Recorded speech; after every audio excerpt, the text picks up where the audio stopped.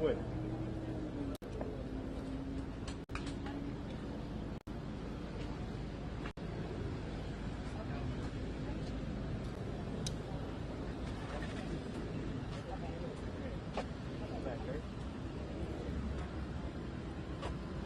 You want a live or what? You can get that up. Wait, man.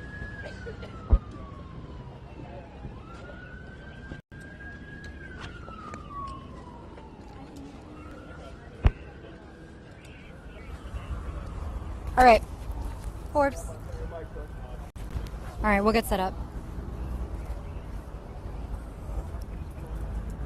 They'd like us live in a second. Hi, I'm sorry.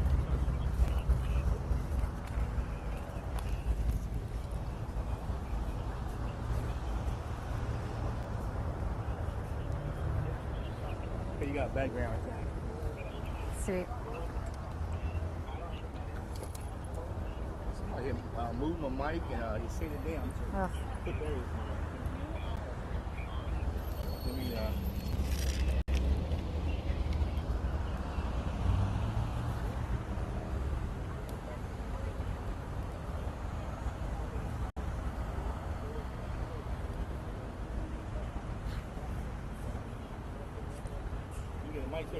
Mic check 1 2 3 4 5. Mute your phone, I think, or maybe it's me. No, yeah.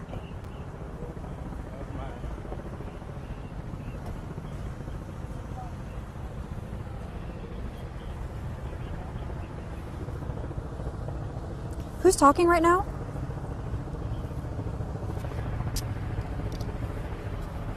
Got it.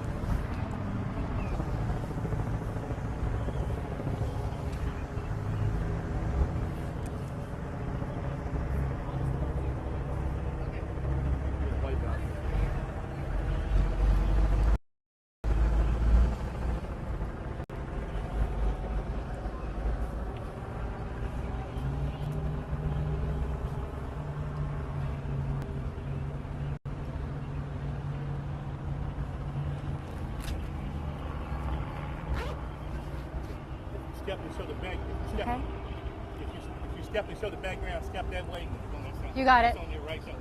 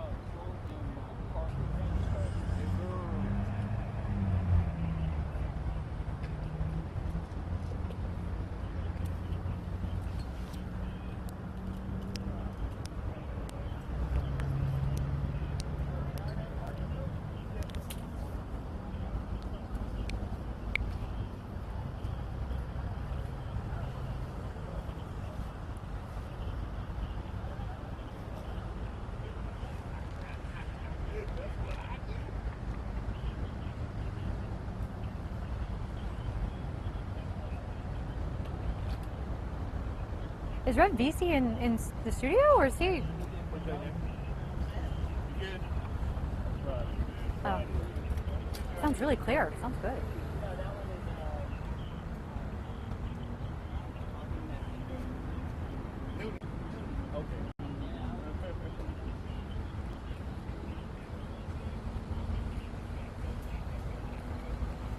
Should I hand this to you so I don't forget it? All right. It might be dead by now. I was using that power like crazy. I'm sorry. Oh, now it's all hot and muggy. I look like a wet rat.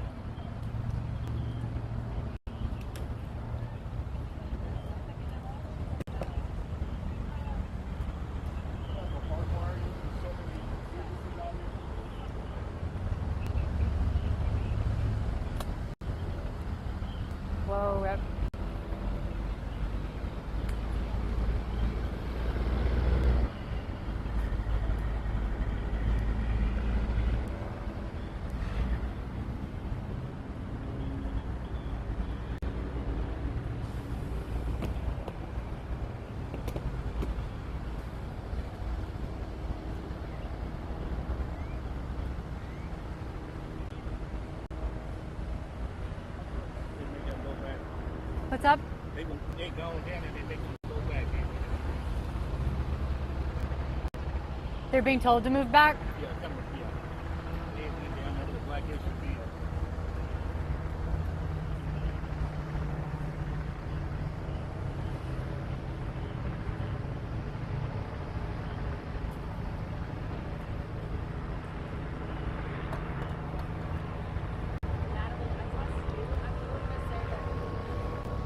Got it. Wait, what are you talking on? Doing what? That's what I was doing. I cannot hear you. Say again? I understand. I know, but what are you speaking on? I have notes from the press conference up and down. Can we get some, hey, producers, can we get some, do you want some separation between Janelle and I? I know. One second. Producers? Okay.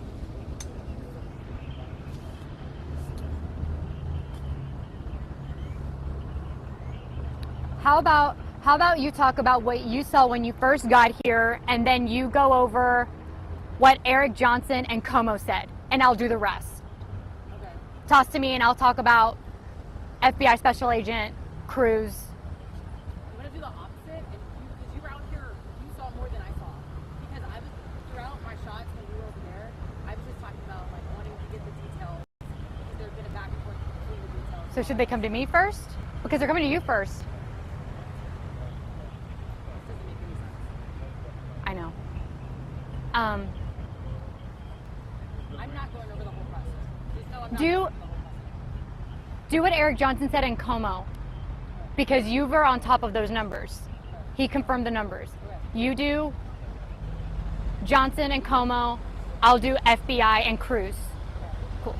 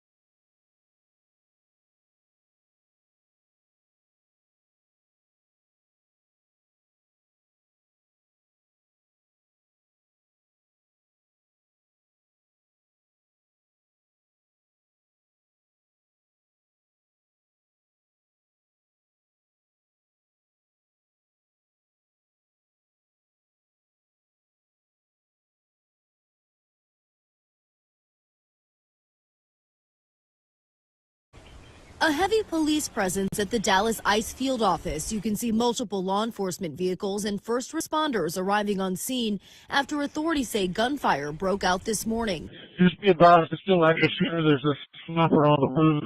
We had 4 individuals that were shot, 2 of them deceased, including the shooter. ICE confirming no ICE officer. A heavy police presence at the Dallas ICE field office. You can see multiple law enforcement vehicles and first responders arriving on scene after authorities say gunfire broke out this morning. Just be advised, it's still active shooter. There's a sniper on the move. We had 4 individuals that were shot, 2 of them deceased, including the shooter. ICE confirming no ICE officers were physically injured. I can confirm at this time that the FBI is investigating this incident as an act of targeted violence. Rounds that were found near the suspected shooter contain messages that are anti-ICE in nature. The acting director of ICE, Todd Lyons, speaking with ABC News, saying they believe the shooter was up on another building a few hundred yards away. It's a secure location where we bring in arrested individuals for processing, for patting down, for transported out, different things like that. So it's a secure location, but it's not covered. And that's where I think the shots came in from an elevated position down into the location. There's a lot going on right now in our country. A lot of it's confusing.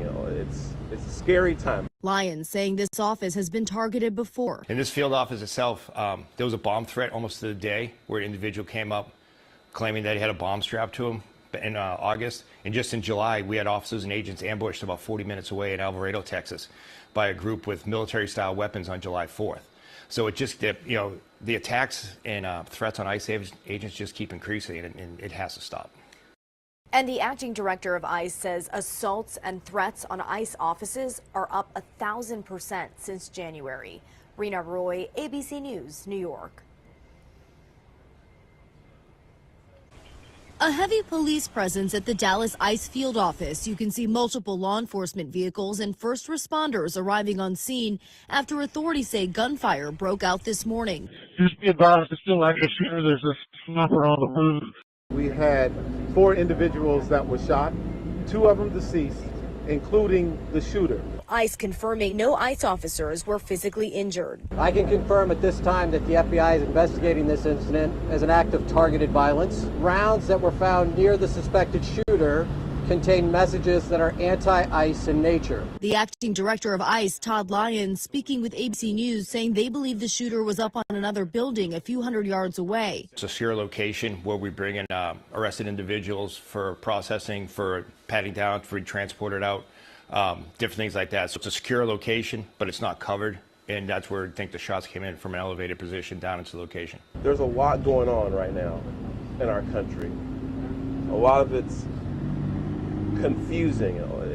It's a scary time. Lyons saying this office has been targeted before. In this field office itself, there was a bomb threat almost to the day where an individual came up claiming that he had a bomb strapped to him in August. And just in July, we had officers and agents ambushed about 40 minutes away in Alvarado, Texas, by a group with military-style weapons on July 4th. So it just, the attacks and threats on ICE agents just keep increasing, and it has to stop. And the acting director of ICE says assaults and threats on ICE offices are up 1,000% since January. Rena Roy, ABC News, New York.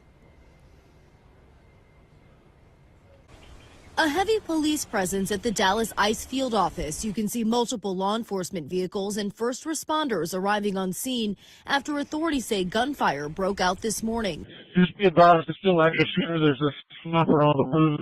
We had 4 individuals that were shot, 2 of them deceased, including the shooter. ICE confirming no ICE officers were physically injured. I can confirm at this time that the FBI is investigating this incident as an act of targeted violence. Rounds that were found near the suspected shooter contain messages that are anti-ICE in nature. The acting director of ICE, Todd Lyons, speaking with ABC News, saying was up on another building a few hundred yards away. It's a secure location where we bring in arrested individuals for processing, for patting down, for transported out, different things like that. So it's a secure location, but it's not covered. And that's where I think the shots came in from an elevated position down into the location. There's a lot going on right now in our country.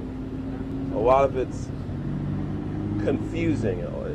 It's scary time. Lyons saying this office has been targeted before. In this field office itself, there was a bomb threat almost to the day where an individual came up claiming that he had a bomb strapped to him in August. And just in July, we had officers and agents ambushed about 40 minutes away in Alvarado, Texas, by a group with military-style weapons on July 4th. So it just, the attacks and threats on ICE agents just keep increasing, and it has to stop. And the acting director of ICE says assaults and threats on ICE offices are up 1,000% since January. Rena Roy, ABC News, New York. A heavy police presence at the Dallas ICE field office. You can see multiple law enforcement vehicles and first responders arriving on scene after authorities say gunfire broke out this morning. Just be advised, it's still active shooter. There's a sniper on the move.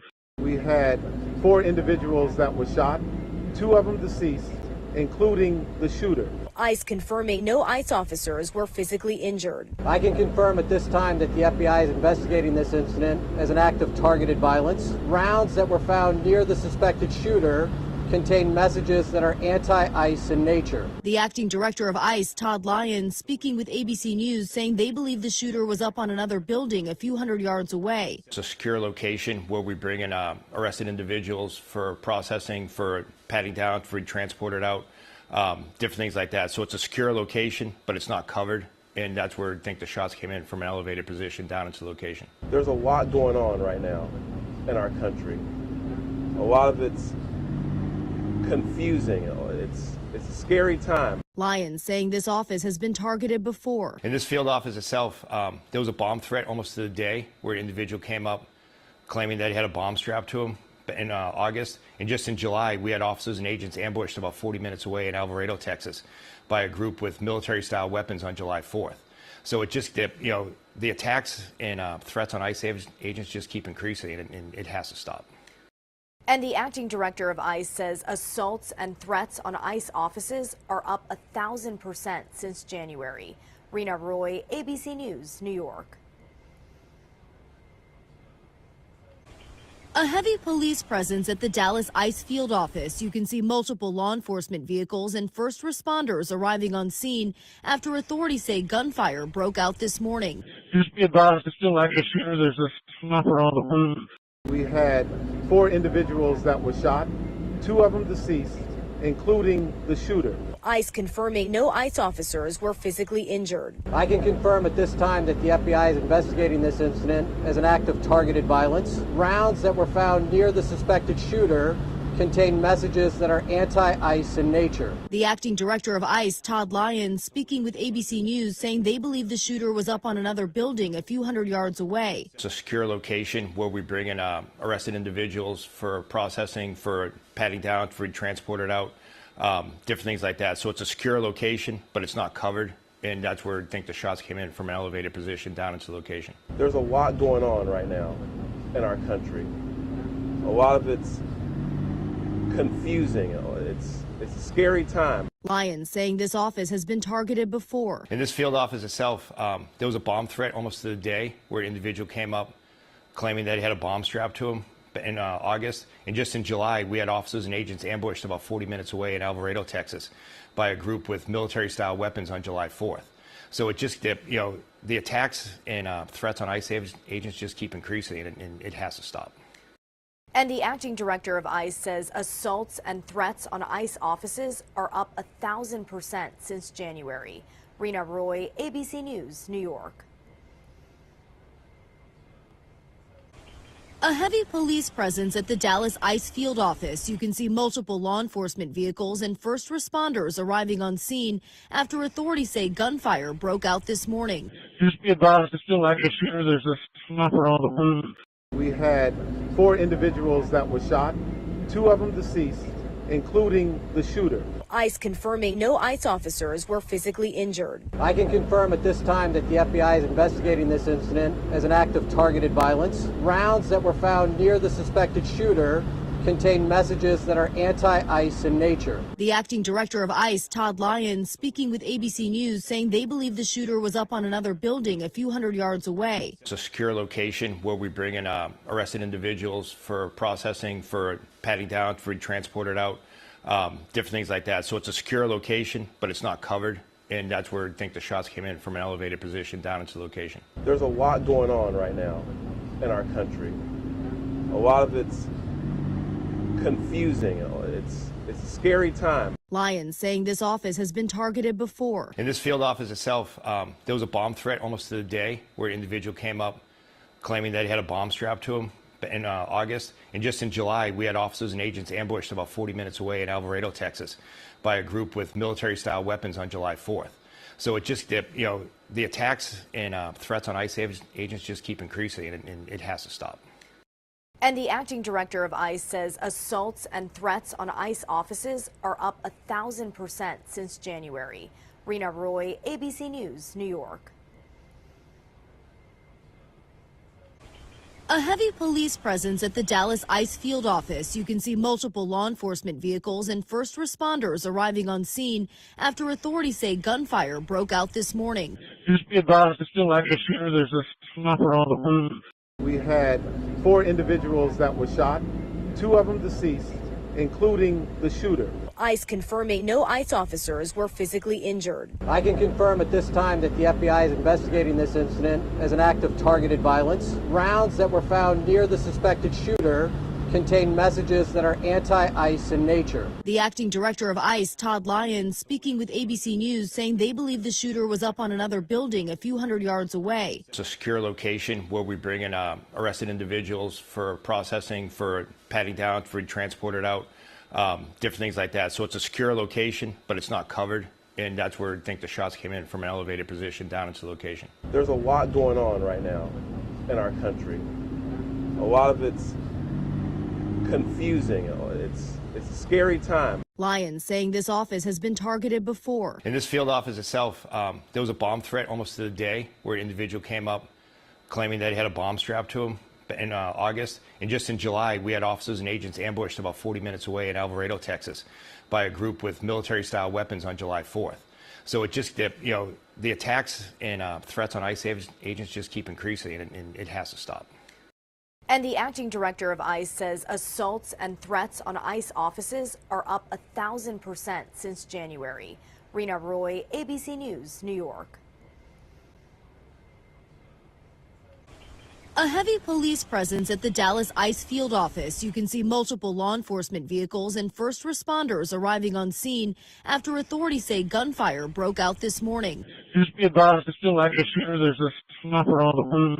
We had 4 individuals that were shot, 2 of them deceased, including the shooter. ICE confirming no ICE officers were physically injured. I can confirm at this time that the FBI is investigating this incident as an act of targeted violence. Rounds that were found near the suspected shooter contain messages that are anti-ICE in nature. The acting director of ICE, Todd Lyons, speaking with ABC News, saying they believe the shooter was up on another building a few hundred yards away. It's a secure location where we bring in arrested individuals for processing, for patting down, for transported out, different things like that. So it's a secure location, but it's not covered. And that's where I think the shots came in, from an elevated position down into the location. There's a lot going on right now in our country. A lot of it's confusing. It's a scary time. Lyons saying this office has been targeted before. In this field office itself, there was a bomb threat almost to the day where an individual came up claiming that he had a bomb strapped to him in August. And just in July, we had officers and agents ambushed about 40 minutes away in Alvarado, Texas, by a group with military-style weapons on July 4th. So it just, the attacks and threats on ICE agents just keep increasing, and it has to stop. And the acting director of ICE says assaults and threats on ICE offices are up 1,000% since January. Rena Roy, ABC News, New York. A heavy police presence at the Dallas ICE field office. You can see multiple law enforcement vehicles and first responders arriving on scene after authorities say gunfire broke out this morning. Just be advised, it's still active shooter. There's a sniper on the move. We had 4 individuals that were shot, 2 of them deceased, including the shooter. ICE confirming no ICE officers were physically injured. I can confirm at this time that the FBI is investigating this incident as an act of targeted violence. Rounds that were found near the suspected shooter contain messages that are anti-ICE in nature. The acting director of ICE, Todd Lyons, speaking with ABC News, saying they believe the shooter was up on another building a few hundred yards away. It's a secure location where we bring in arrested individuals for processing, for patting down, for transported out, different things like that. So it's a secure location, but it's not covered. And that's where I think the shots came in, from an elevated position down into the location. There's a lot going on right now in our country.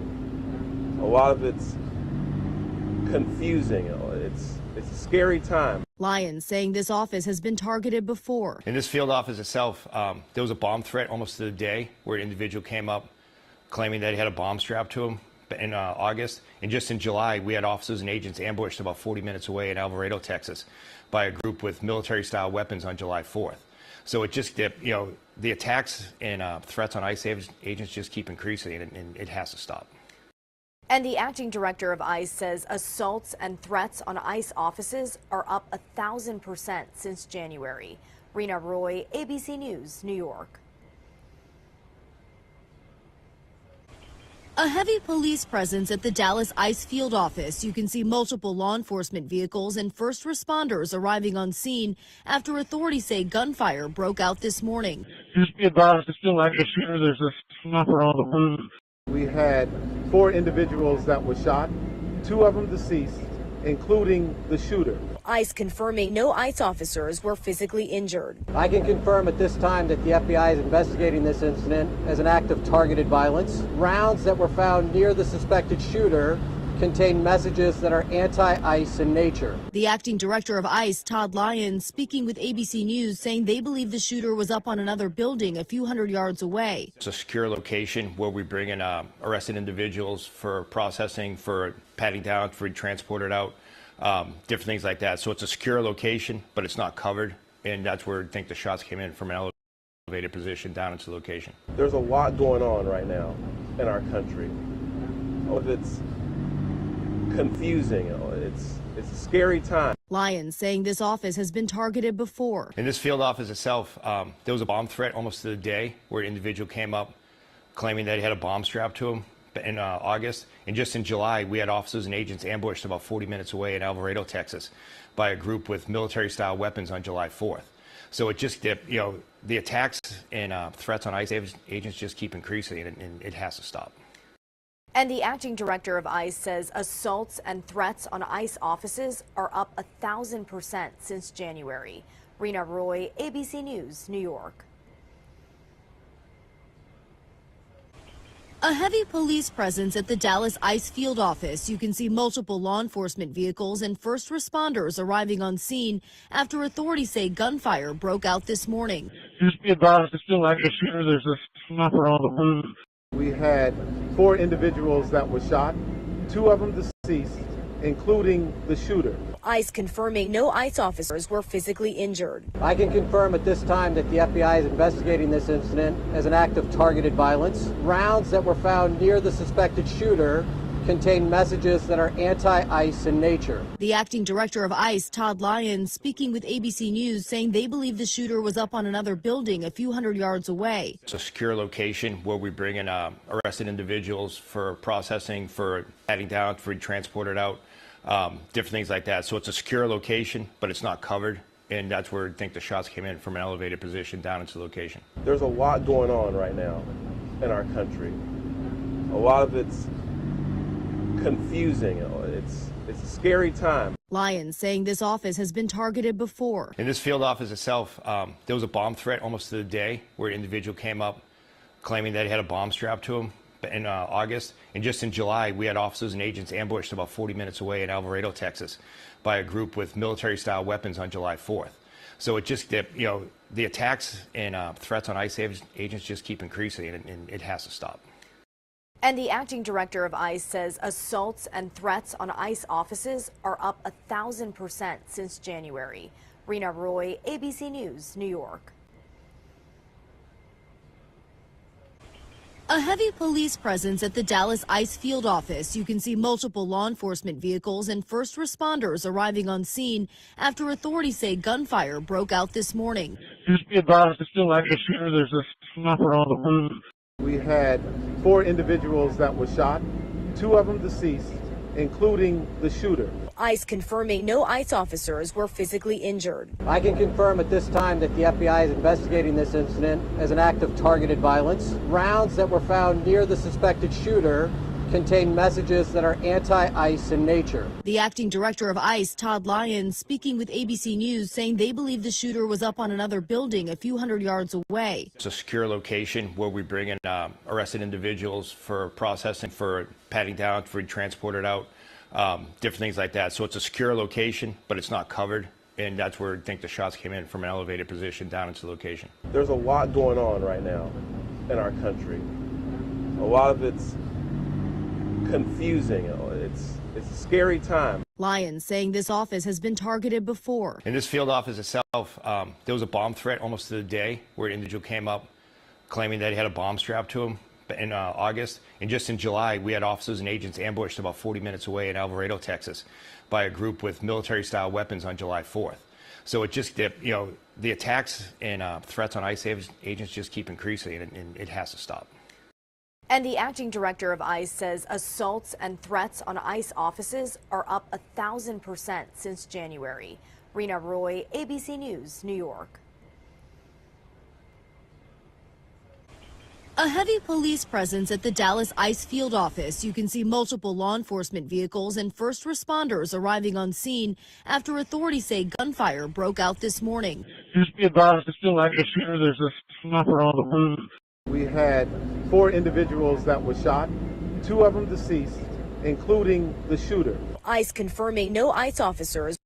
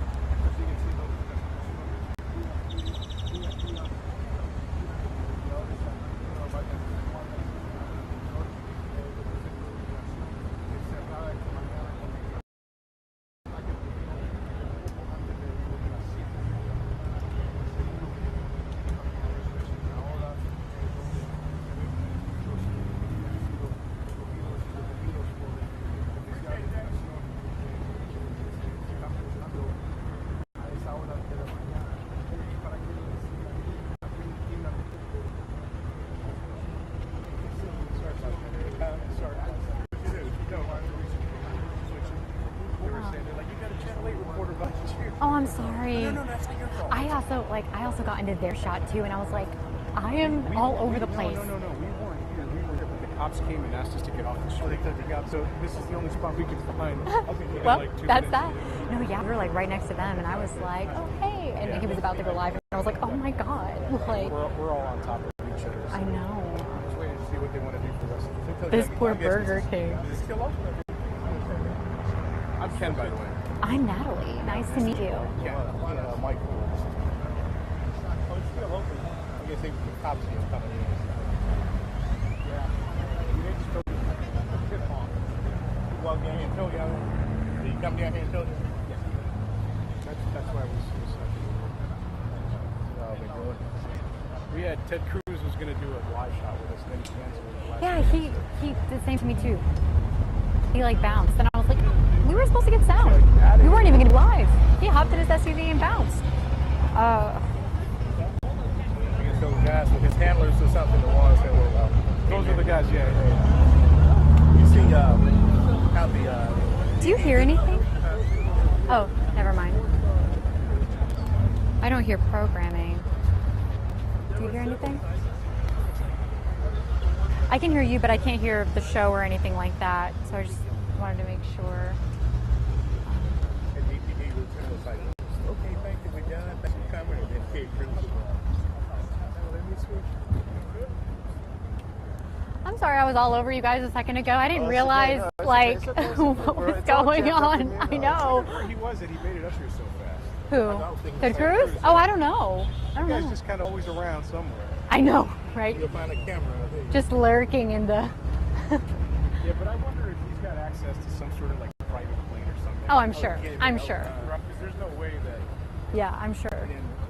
Right at the It's probably something real quick where he's just. Did y'all have trouble getting over here? Yeah. Yeah, but eventually.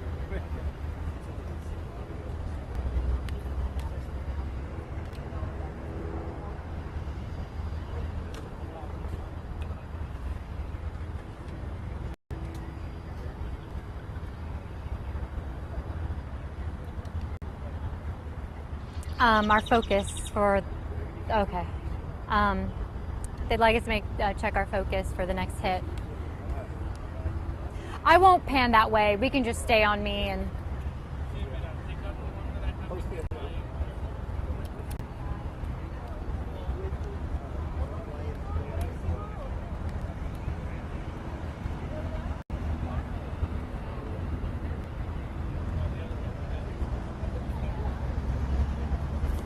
How's it look now, guys? Cool. I won't pan that way. What they facing this clouds. Well, like everything's kind of gone now, so I can do this, but. Some dudes over here in the front, on Slosky's and things. I can follow you. Oh yeah. You don't move, I won't move. That'll be all right. I'll just stay in place.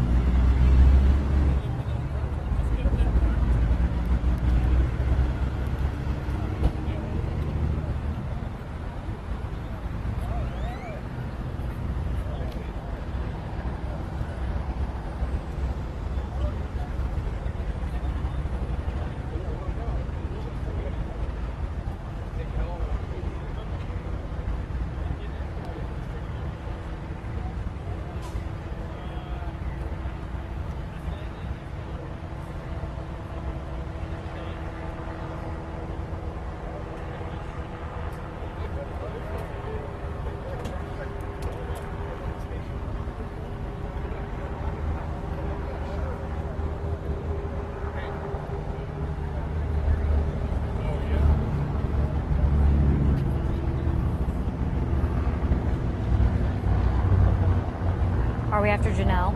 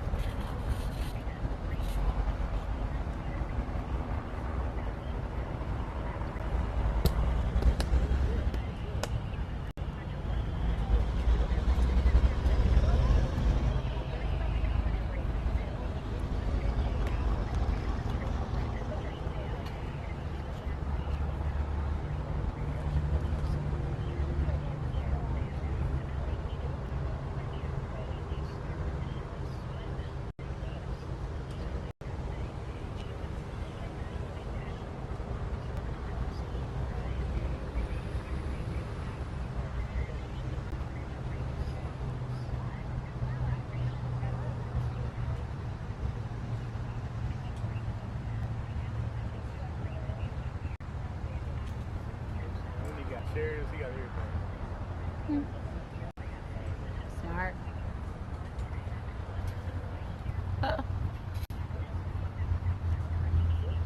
Chris. Chris. I know you still here. Oh, long time no see. How are you? I was right over there. Oh, really? Yeah. I was there on the ride this I was everywhere. I got here for the first time.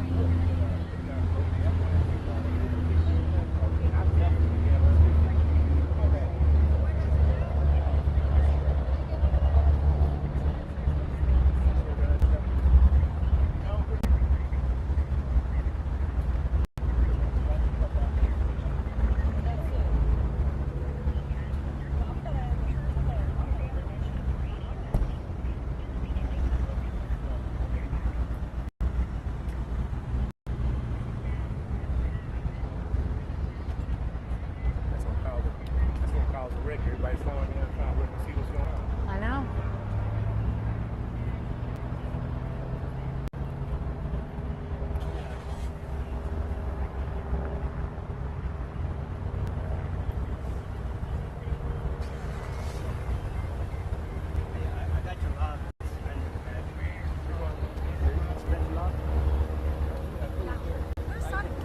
Huh? Who? Saudi? Oh, I don't know. I literally, I'm sitting here thinking, and I was like, wait. I don't have a clue. It's also funny because Joe, Ben, and Mari were here.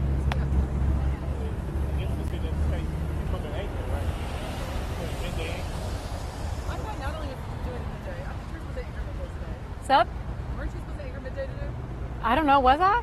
I think that no, that's next week. Yeah, I've got a couple midday shifts, but We're going to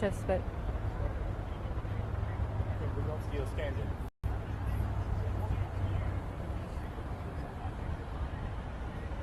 You let your family know you okay? they know I'm all right. Like Both have been calling my phone and stuff. my cousin's like, you good? I'm like, yes, of course. Like.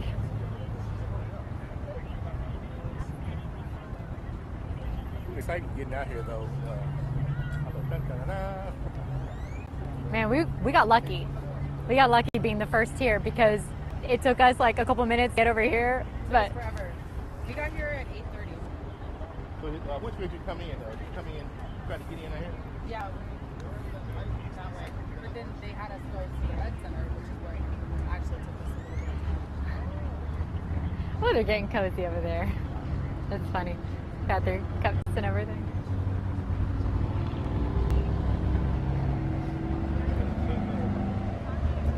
Utilizing the big tent there. Utilizing the big tent there.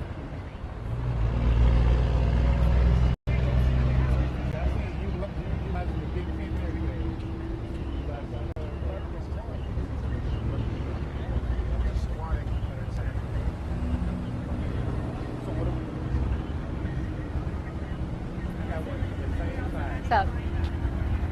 Are you well? Dude, that 1:30 a.m. alarm is really. Oh, I waited really till starting 2 to hit. a.m. today. Oh, sleeping in. Crazy. It was fun. I promised my little nephew I was going to take him car shopping. He wanted to get a car today. Oh. And I looked at my phone. He'd been texting me for a while. Yeah, you're like, man. I'm ready. And I'm like, Aww. how about it? Yeah. You're like, not gonna happen. Work first. Poor baby. Oh. I'm also. Ooh, you smell good. Oh, thank you. Yeah, whatever you're wearing. It's sweat, must, rain. Nah. Fort Worth ISD that I was at. I got like, oh, she was there. She was over there in Fort Worth too. Also, Peyton's here. And she's like, I feel so bad that you're going live and I'm standing here. And I'm like, girl, there's nothing we can do. Wait, who said that? Diego, she's down there. She's literally right there. Where? Like, orange. Oh, Peyton. Yeah, I never compared to you. Is all the network gone? Is I don't know. Maybe. Probably. It was like it kind of became like. I think everyone's just pulling from us. Like, I just got a message from ABC 13 in Houston, and Yeah, I think everyone's just taking from, I don't know, yeah. Had you met Brooke before? No. Fox? Yeah, me neither. Socials, yes, but... She was like, I'm Brooke, can you ask this question? Put it on you We're instead not of... going to take questions. I have a hot mic, so I'll wait. Yeah. I know, I do too, and I honestly... No. No. Her producer one time was like, please, do something. Like, Where was she before? ABC 13 in Houston. Local ABC. That's an O&O. I can hear it. I hate that. It's not cute. We have the same agent. You have, what's his face? Reed. Yeah. And I was like, oh, would that be my friend? Like, we're in Dallas. And he's like, no. She's trying to get to New York, where her boyfriend is. Aren't we all? Right. But they brought her here, and she was very clear. She was not happy about it. Oh. Because she thought she was going to be there. Yikes, that kind of sucks, actually. Well, I mean, they didn't tell her that, though. Yeah. So. She just kind of assumed. Yeah. Well, How's Reed? I love him. You do? Okay, that's good. Like, I have a really Good. camaraderie with him. I think I've heard a little... It's probably hit or miss, honestly. yeah, I mean, as is any agent. Yes. Oh, yeah, 100%. Depends on where they get you and what they're... Oh, yeah. I've been with my agent since Colorado Springs, so we have a very friendly rapport. I have no idea when I'm live. I guess I should I'm go just back vibing. there. I want to walk back with anyone, but Here, also... I think I'm going to be live in a second. I'll talk to you soon.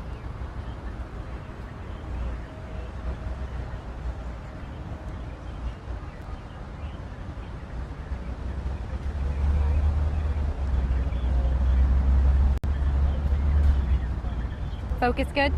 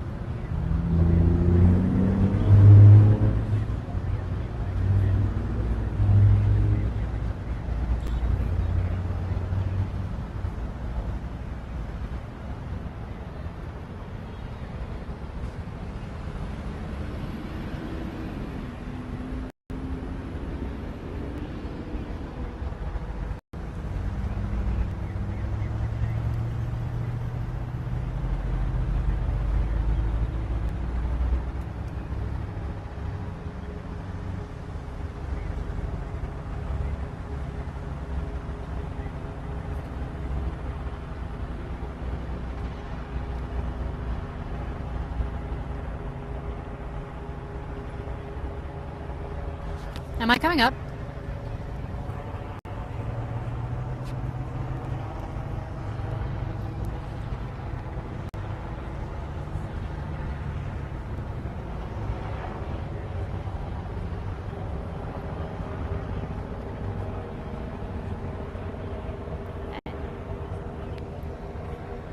Sure. Is there a specific angle you'd like me to hit?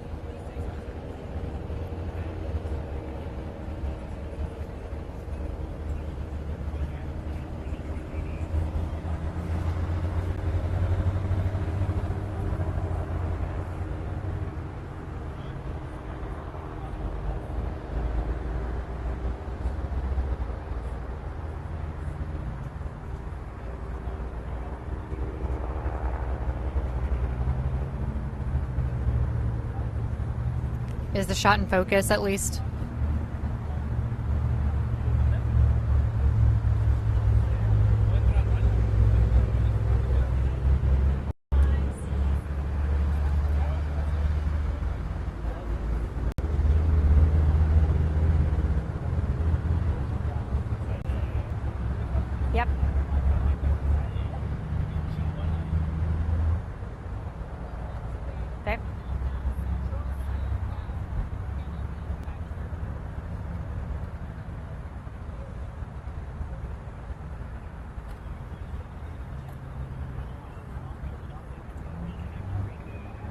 Okay.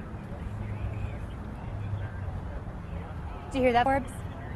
So we're going to be in the next block, and they would like us to do a scene setter. So what I'll do is we'll stay on camera. I'll talk about when we got here, what it looked like, etc., and then I'll pan over. I'll be very clear about it.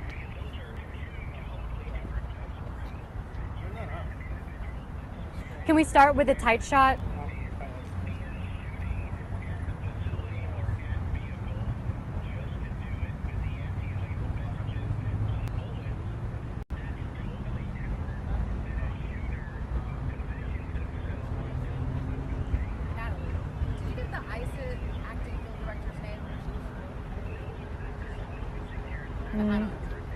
ICE special agent or the other one?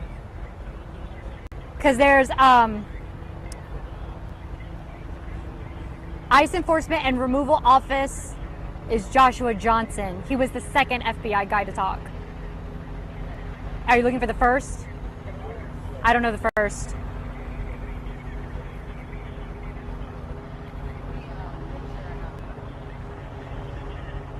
But he's Dallas FBI. The one that you're looking for is Dallas FBI Special Agent in charge. No, the ICE acting field office. Joshua John. Wait, field up. Not the Special Agent in charge. Hold on. No, Special Agent in charge. This one? No, the other one. Joshua Johnson. Okay.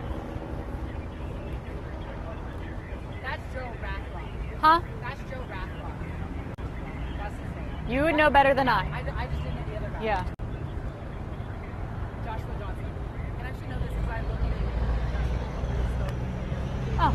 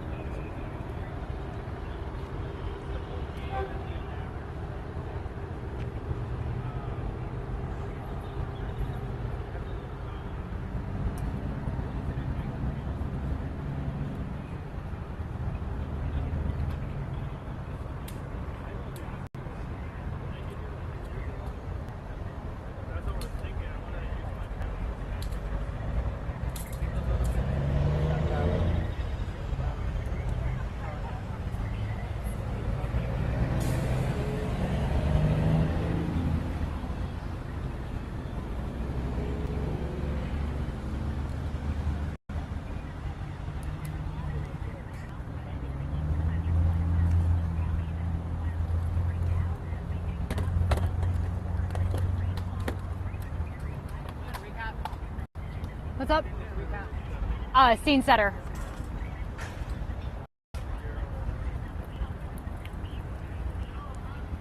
Y'all gonna look like this, how somebody with a really loaded gun at the courthouse. So it's $4. That's crazy. You know, grab the bag and try to run and they pay. They swing a park there. Bill and Shelley. I'll put on Bonnie's tab. Yeah, you go.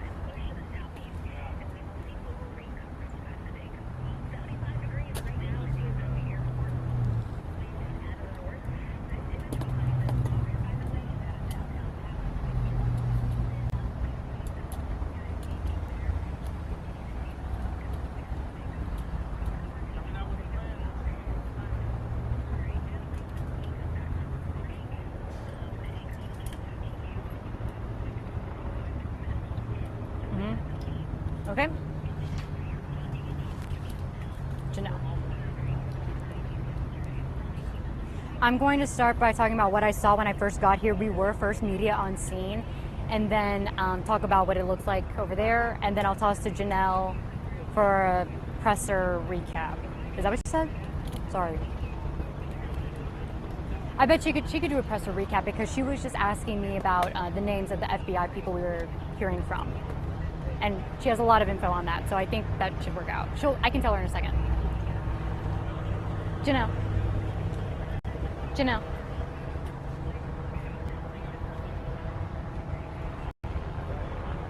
I'm gonna do a scene setter and then toss to you to recap the whole press conference. Okay.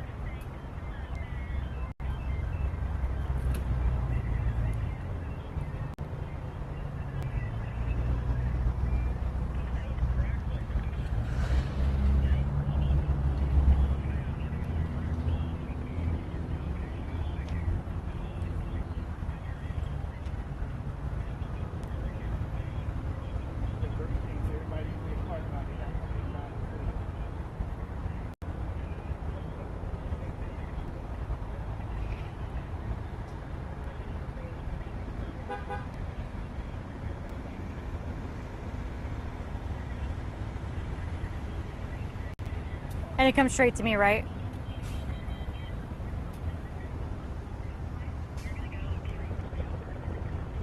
Okay. Focus okay? Cool.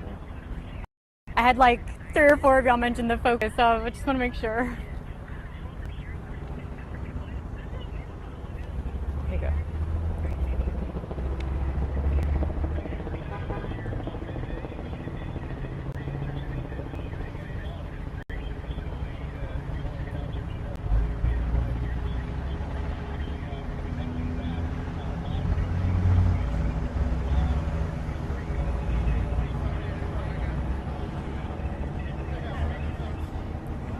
Hey, Mark. Yeah, I'm going to give you a scene setter first, let you know how the day really unfolded, at least on our end. So we know that calls started coming in around 6:40 at the ICE detention facility just a little ways behind me. By 7 a.m., photojournalist Michael Forbes and I were on the way, and we could see a lot of law enforcement coming down North Simmons Freeway.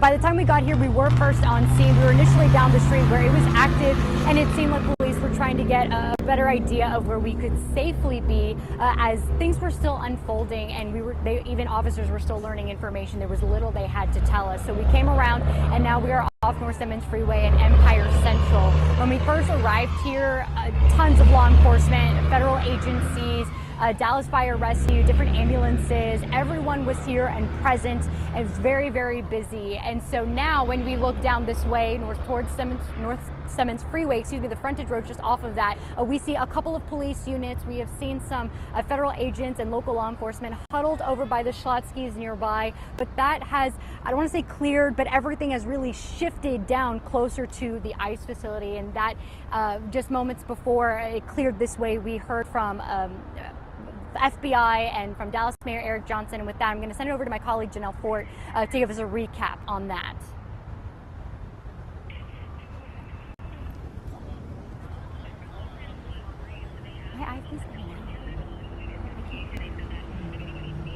I gotta fix this.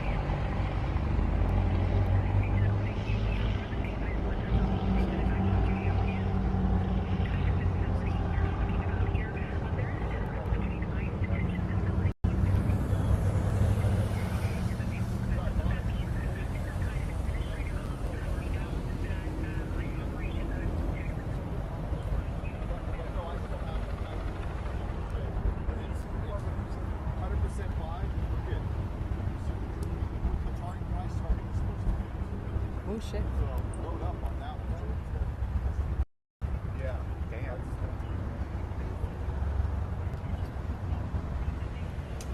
Are we clear or no? Me neither.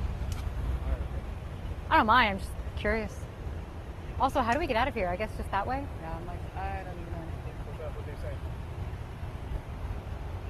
Forbes, you gonna have a 12-hour day? You got that OT. I know, I asked him, I said, let me get $50. I said, let me hold 50. Nobody here. No one's in there. Like, it's not open. Yeah, because whatchamacallit, Byron tried to go. None of us ate lunch. Y'all. No, I ain't ate nothing. I had water. I had, No. Byron had lunch. Byron had a whole meal. I had a yogurt. This morning. Yeah.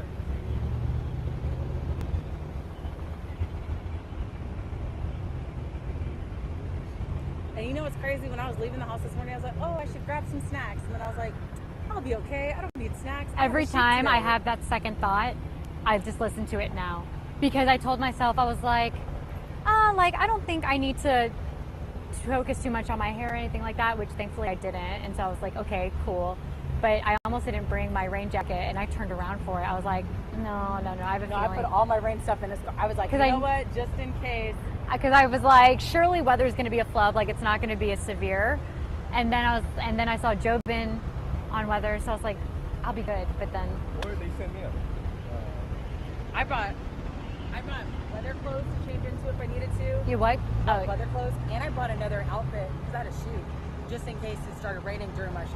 yeah. And I'm glad I brought my Crocs because I had on like some white slides, and I was like, oh, that would have been disgusting to be out here. And I brought my rain boots. But yeah, I was supposed to do this shoot on this PJ, like company coming.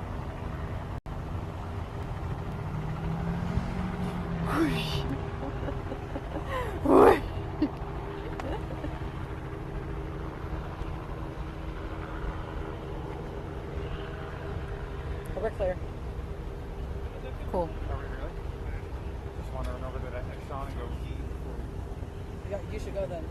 Yeah. I'm leaving all this on. Okay. Was that Bailey in the booth that I heard? Yeah. Oh, cool. Thought so. I know that voice. Did I tell you you're clear? Ah, there you are, Bailey. Am I clear? Or also, sorry, like all morning, like the IFB has been like skipping. It kind of sounds like a lagging video game, and so I don't think I heard you guys tell me to rap. Neither do I. That's Like, why. sorry. Like I heard it like last minute. It was like I was like, It's okay. Do you know if we're clear, or should I stay steady? Oh, that breeze. My gosh. Noise. We are clear, Mr. Forbes. All right. Good job. You too, man. And put some tacos now. Hey. Yeah. What do I get to eat? Ooh, my man. I'm moving. Sorry. Who's moving you? No, I have to go to Atlanta and get my stuff. Well, I know. Well, I mean, like from apartment to apartment, who's moving you? So I'm gonna meet you. We're just gonna do more stuff. Girl. But I don't have that much things here.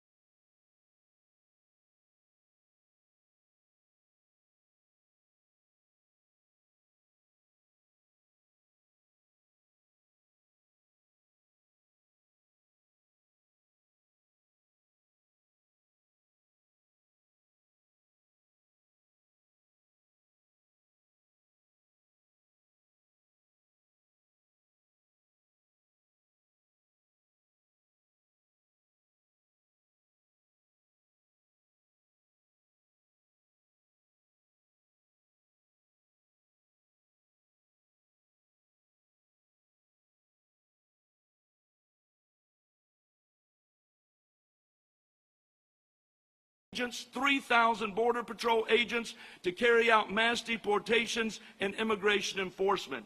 Call it the big beautiful bill or working families tax cut. It's going to fund the border wall completion, just like we promised. And not only that, Republicans are giving businesses confidence again. For example, Red Bull's building a factory right here in Concord that's going to create thousands of jobs and provide major economic returns for this area. Democrats hate that we're scoring these wins, which is why they're turning to lawlessness and chaos. But ladies and gentlemen, one thing is clear. Evil thrives when good people stay silent.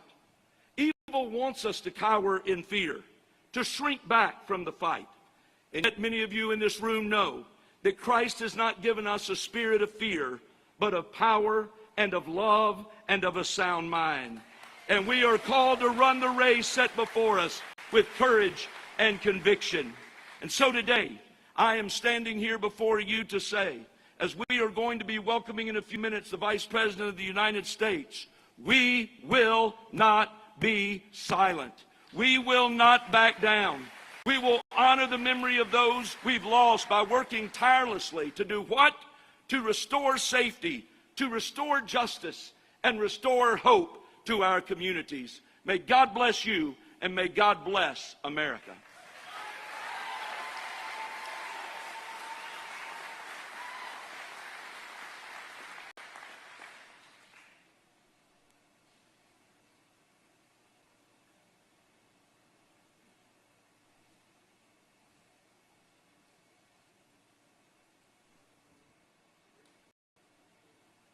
Ladies and gentlemen, please welcome to the stage Senator Ted Wood.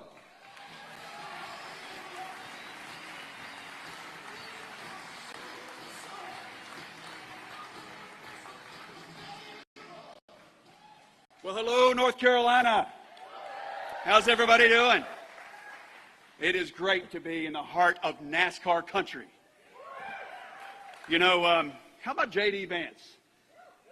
He is doing a heck of a job, and he did a heck of a job in passing the Working Families Tax Cut Act that we are all benefiting from right now. You know, one of the things I do every 2-year period, these are 6-year terms, but every 2-year period, I go through all 100 counties. I'm from Davie County, but I go through all 100 counties and visit folks and say, look, I don't want to go. One of my promises was not to go all D.C., so I want to hear what's actually happening here around North Carolina. And when I talk about the Working Families Tax Cut Act, what they tell me is that they love no tax on tips. They love no tax on Social Security. They love no tax on overtime. And when I talk to the farmers, whether it's way out east or way out west or right here in my home county, just a few counties away, they say, thank you for allowing us to pass our farm from one generation to the next. And when I talk to law enforcement, and boy, we got a lot of great law enforcement right here. Hey, guys.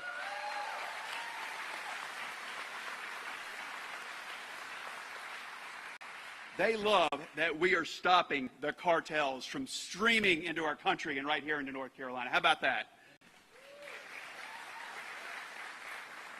You know, but we know that not all of this crime starts on the other side of the border.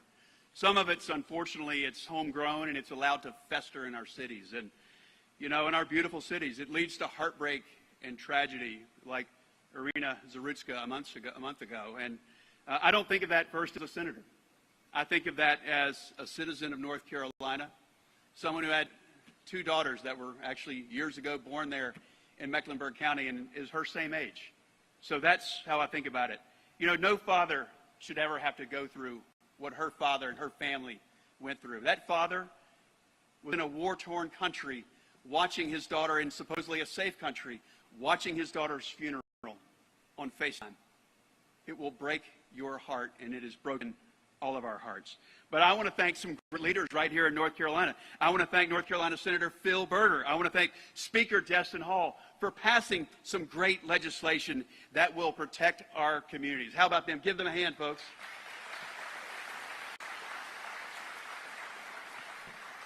You know, people feel safer. Law enforcement feels supportive. And whether it's police or anyone, They like that no tax on overtime. Y'all ever have to pull an extra shift? Y'all ever have to work overtime? No tax on overtime, that's a great idea. And if you've got family at home, maybe you like that increased child tax credit.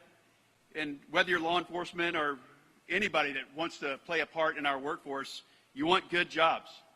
Maybe they like my piece of the legislation in the Working Families Tax Cut Act, which was the Pell Act, which helps support high-quality, short-term education. You know, not everybody needs a 4-year degree. Not everybody needs a 2-year degree. But sometimes you just need the skills to get right into the workforce and go to work. Maybe it's somewhere like Red Bull coming up. Maybe it's another manufacturing. Maybe it's on one of these great NASCAR teams here.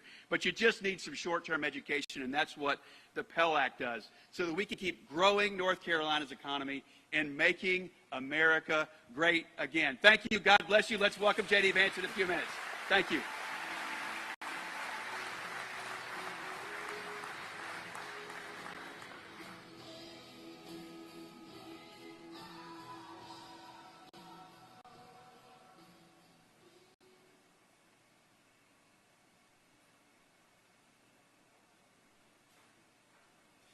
Ladies and gentlemen, please welcome to the stage Michael Watley.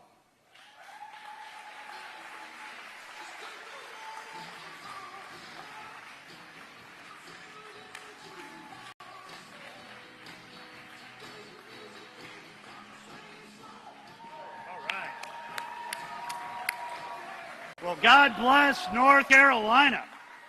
It is great to be here in Concord, and it is great to be with so many patriots who have come in here to see our great Vice President, J.D. Vance. How important is it to have him here in North Carolina today?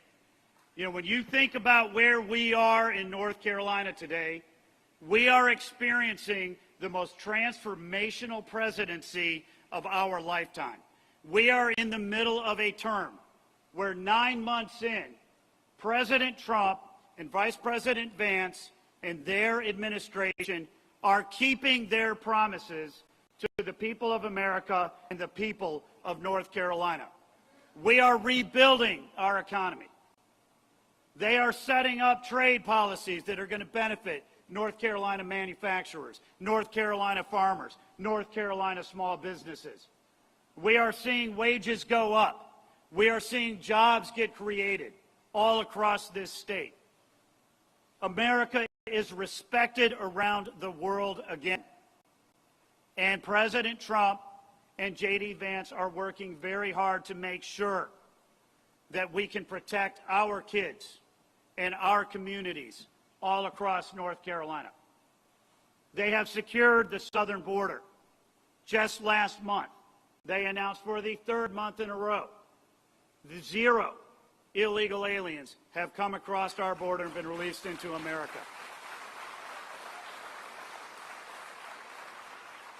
They are working to stop the flow of fentanyl, to stop the flow of migrant crime, to stop the flow of human trafficking and sex trafficking into states like North Carolina, where under Joe Biden we saw tens of thousands of illegal immigrants that were coming into this country and making North Carolina a border state and a less safe state than it had been under President Trump's first term.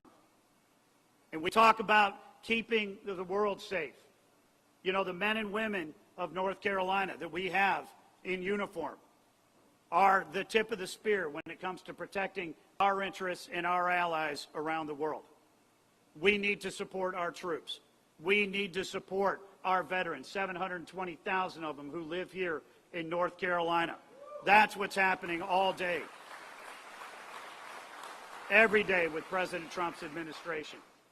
So it is a real pleasure to have Senator Vance down here. But I have to admit, it's a tough conversation that we need to have.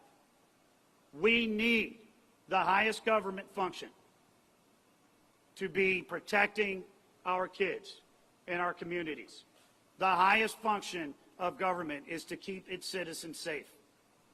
And right now, we are coming off an administration that wanted to look the other way, that wanted to allow violent, criminal, illegal aliens to come into this country by the tens or hundreds of thousands, that wanted to go to soft on crime policies, in order to appease a very local, small, radical, progressive bloc. And we're dealing with that here in North Carolina. What happened to Irina Zarotska is an absolute travesty, and it did not need to happen. Roy Cooper, during the 2020 Antifa riots, and most people are going to remember him taking off his mask and going out there and marching with the Antifa protesters. What they may not remember is that he signed an executive order saying that we need to reimagine law enforcement in North Carolina. You know what? I don't think we need to reimagine law enforcement. What we need to do is enforce the law, and we need to back the blue in North Carolina.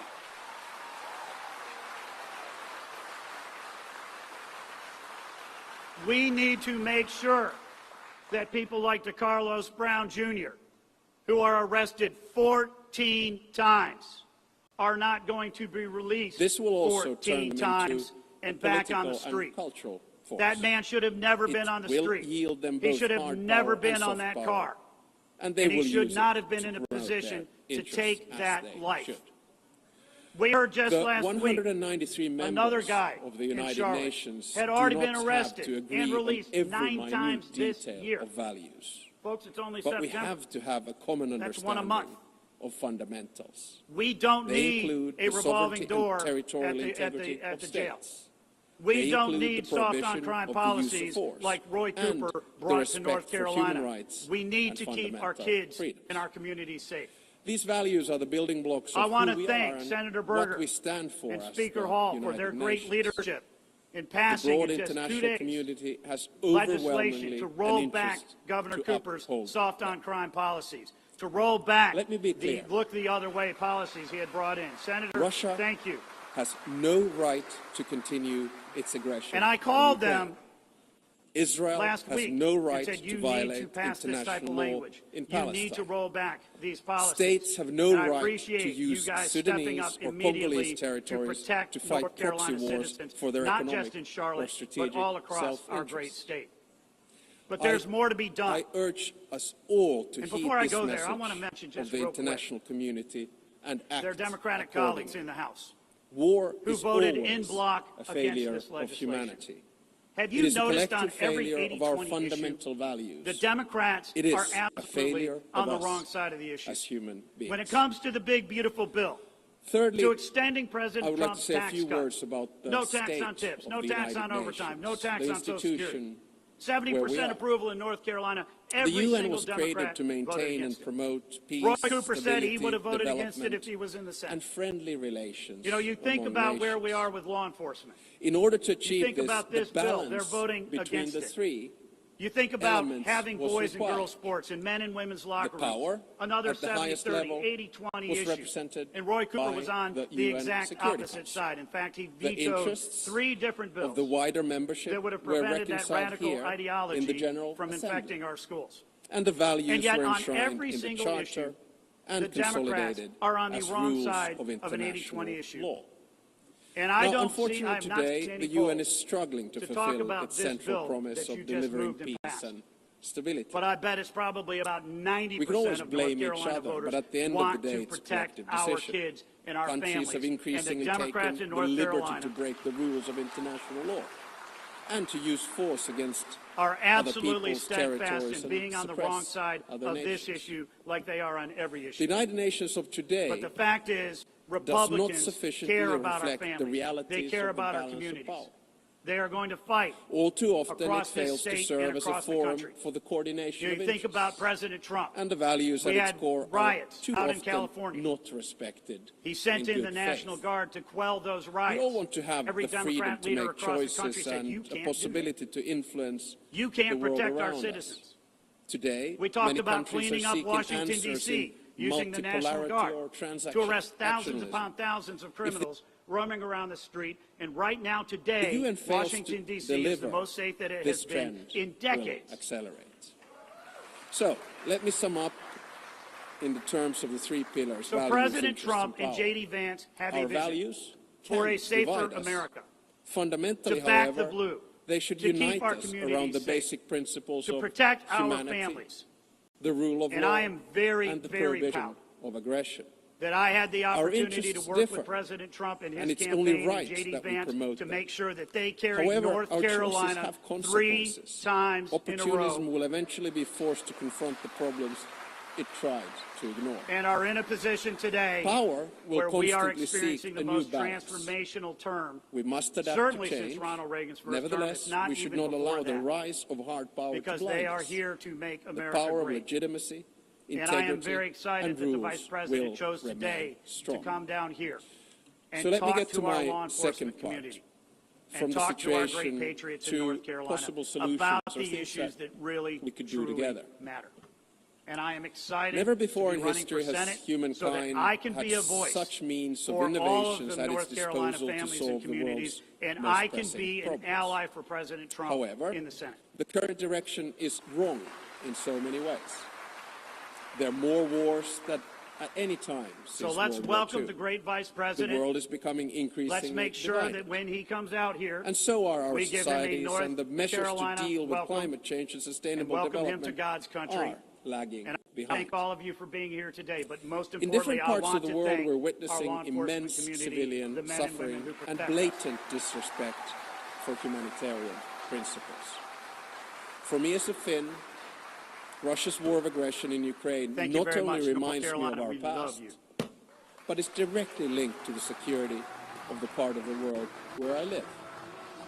On the other hand, there is aggression and total disregard for civilian life, and an attempt to undermine the fundamental principles on which the international order is based. On the other hand, there's a bastion of freedom that is defending its right to exist and to make its own choices.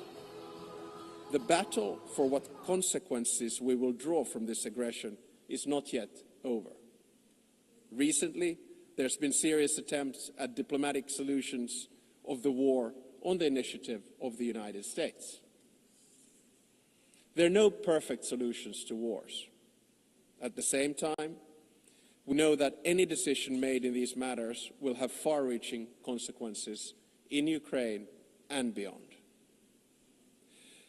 There can hardly be a stronger unifying interest among the UN's broad membership than our opposition to the wars of conquest. Aggression must not be rewarded. Accountability for the most serious international crimes must be pursued. In the Middle East, civilians in Gaza are experiencing immense suffering. The deepening humanitarian crisis has reached unbearable levels and represents a failure of the international system. At the same time, Hamas continues to hold the hostages it has taken, and many have already lost their lives. An immediate ceasefire is needed in Gaza. That has been reiterated from this podium many times today and yesterday. Humanitarian aid must be granted safe and unhindered access. The hostages must be released. I commend the efforts led by France and Saudi Arabia to advance the two-state solution. The negotiations must meet the Israeli and Palestinian security needs and Palestinian right to self-determination, its legitimate aspiration for statehood and sovereignty. The occupation that began in 1967 must end, and all permanent status issues must be resolved. Correspondingly, the countries that have not recognized Israel must do so. At the same time, the international community must support and strengthen the Palestinian Authority for it to govern the entire Palestinian territory effectively. This is the only viable option for achieving a two-state solution. A stable Palestine will also significantly benefit the security of Israel. In many parts of the world, conflicts are raging, causing immense suffering locally, instability regionally, and reverberations globally. We've witnessed particularly brutal violence in Sudan, in the Democratic Republic of Congo, in Haiti, Myanmar, and Mali, among others. Civilian populations continue to face famine and displacement at a large scale. And sometimes I feel that we end up looking at conflicts only that are near to us. But I think the job of the UN is to look at all of them with equal determination. I praise all those who, in good faith, continue to work for peace despite the daunting task. In June, a peace agreement was reached for the conflict in the Eastern Democratic Republic of Congo. The true test, like with all peace agreements, lies in its implementation. Does it stick? There's a humanitarian crisis of alarming proportions that compels us, all of us, to respond. Peace processes should not be transactional. They must be guided by international law. All countries and stakeholders in the region must be engaged and committed to achieve sustainable peace. The presence and involvement of the UN is essential. I would also like to stress the crucial work carried out by journalists amid conflicts and in other difficult circumstances. Attacks on members of the media are unacceptable. Media freedom is the basis for democracy. It is a prerequisite for an open society. The ability of the press to carry out its work is important for all of us. Ladies and gentlemen, the composition of the UN still largely reflects the world of 1945. As the world has changed drastically, so should the decision-making at the UN. Last year, in this very hall, I argued for a reformed Security Council, a council where currently underrepresented regions would have a stronger voice through permanent seats at the table. The number of permanent members should be increased in the UN Security Council. At least there should be 2 new seats for Asia, 2 for Africa, and 1 for Latin America. I think I'm going to say this every year because it's the only place where I get applause. No single state should have a veto power. And if a member of the Security Council violates the UN Charter, its voting rights should be suspended. I believe that these changes at the top of the UN are necessary in order to maintain the UN's central role in international relations. Ladies and gentlemen, please welcome to the stage the Vice President of the United States, I commend the Secretary General for his UN 80 initiative, and I encourage him to take bold and ambitious action. So Finland strongly supports the UN and wants it to succeed. Therefore, we stress the need for true reform to enhance the organization's credibility, relevance, and efficiency. This will ensure that the UN The UN needs to focus its efforts on its most important goals: ending and preventing wars, protecting human rights, and acting as a catalyst for sustainable development. And also, thank you, please, you guys. What a crowd. We love you too. Thank you, guys. It's good to see you. I would argue that one of the reasons that it's great to be back in the great state of North Carolina. Thank you all so much for having me. I want to thank, first of all, these incredible law enforcement officers we have behind us. Thank you all for your service and for what you do. If the UN is absent, conflicts it's a good-looking crew. It's a little hot in here. Which is not those of you who are watching at home don't know it's a little hot in here. The UN is needed as a mediator, mediator, and they've got their navy blue uniforms on over here. I bet they're even hotter than we are, standing up there under the spotlight. But they've done much tougher jobs, Finland I think, before. is strongly engaged we're thrilled to have you guys here. And I just want to say to all the law Therefore, enforcement we're also who are in standing this for building, election to all the law enforcement who are watching at home, for the term we of love you. We're grateful to you, and we're always going to stand behind you. Thank you. Should we be elected, Finland pledges to be a principled and pragmatic partner for peace. Now, I have a few other thank yous before we get to the meat of what I wanted to say here. First of all, we're in this incredible hangar, and it belongs to Dennis and Kay Yates. Where are Dennis and Kay at? Where are you guys? Thank you all so much. Thank you guys for having us. And of course, we're also thrilled to be joined by the hangar's previous owner, Jack Rouse. So Jack, thank you so much for building this thing and for having us. It's good to be here. How the new world order. Now I'm joined by one of my favorite former Senate colleagues, and that is the great Senator Ted Budd from North Carolina. Ted, thank you so much. Nelson Mandela So truth and a very good guy. As the only and I assume we have some other Republicans in here. So are we going to send Ted Budd, a great fellow senator, and Michael Whatley from the state of North Carolina? We should learn from history, but always look to the future, bearing in mind that our decisions... Now, Michael Whatley, I got to know. He was the RNC chair. He was a great friend of me and of the whole administration during the race. But Michael loves the state of North Carolina. He's going to fight for law enforcement. He's going to fight for law and order. He's going to fight for good jobs. He's going to fight for North Carolinians and nobody else. Michael Whatley, God bless you, man. Thank you so much for being here. President of the Republic of We've got Congressman Addison McDowell. Addison, where are you? Stand up and be recognized. Thank you, Addison. His Excellency, and invite him to address the Assembly. All right, this is your first term, right? Are you happy what you signed up for? That's good. Okay. Let's be honest, he couldn't say no, even if he wanted to. He loves serving the great people in North Carolina and Washington. He does a very, very good job. And then I also want to give a shout out to Mark Harris. Mark, where are you? Please, Mark, you're a great guy. Thank you for everything. General, Excellencies. But I want to just say that being here in North Carolina, we're here to talk about law and order. We're here to talk about law enforcement, and we're here to talk about the basic fact that you all pay your taxes, they go to safe streets and safe cities. You ought to be able to enjoy the places that were built by your tax dollars. You ought to be afraid, the criminals ought to be afraid of you. You ought not be afraid of the criminals. It's very simple. Leadership during the 79th session. And I think for too long in this country, we actually took the exact wrong approach. We told people that if you were walking down a city street and there was a crazy person over there yelling and screaming at your kids, you ought to walk to the other side of the street rather than possibly be accosted by a violent person. Well, you know what I think?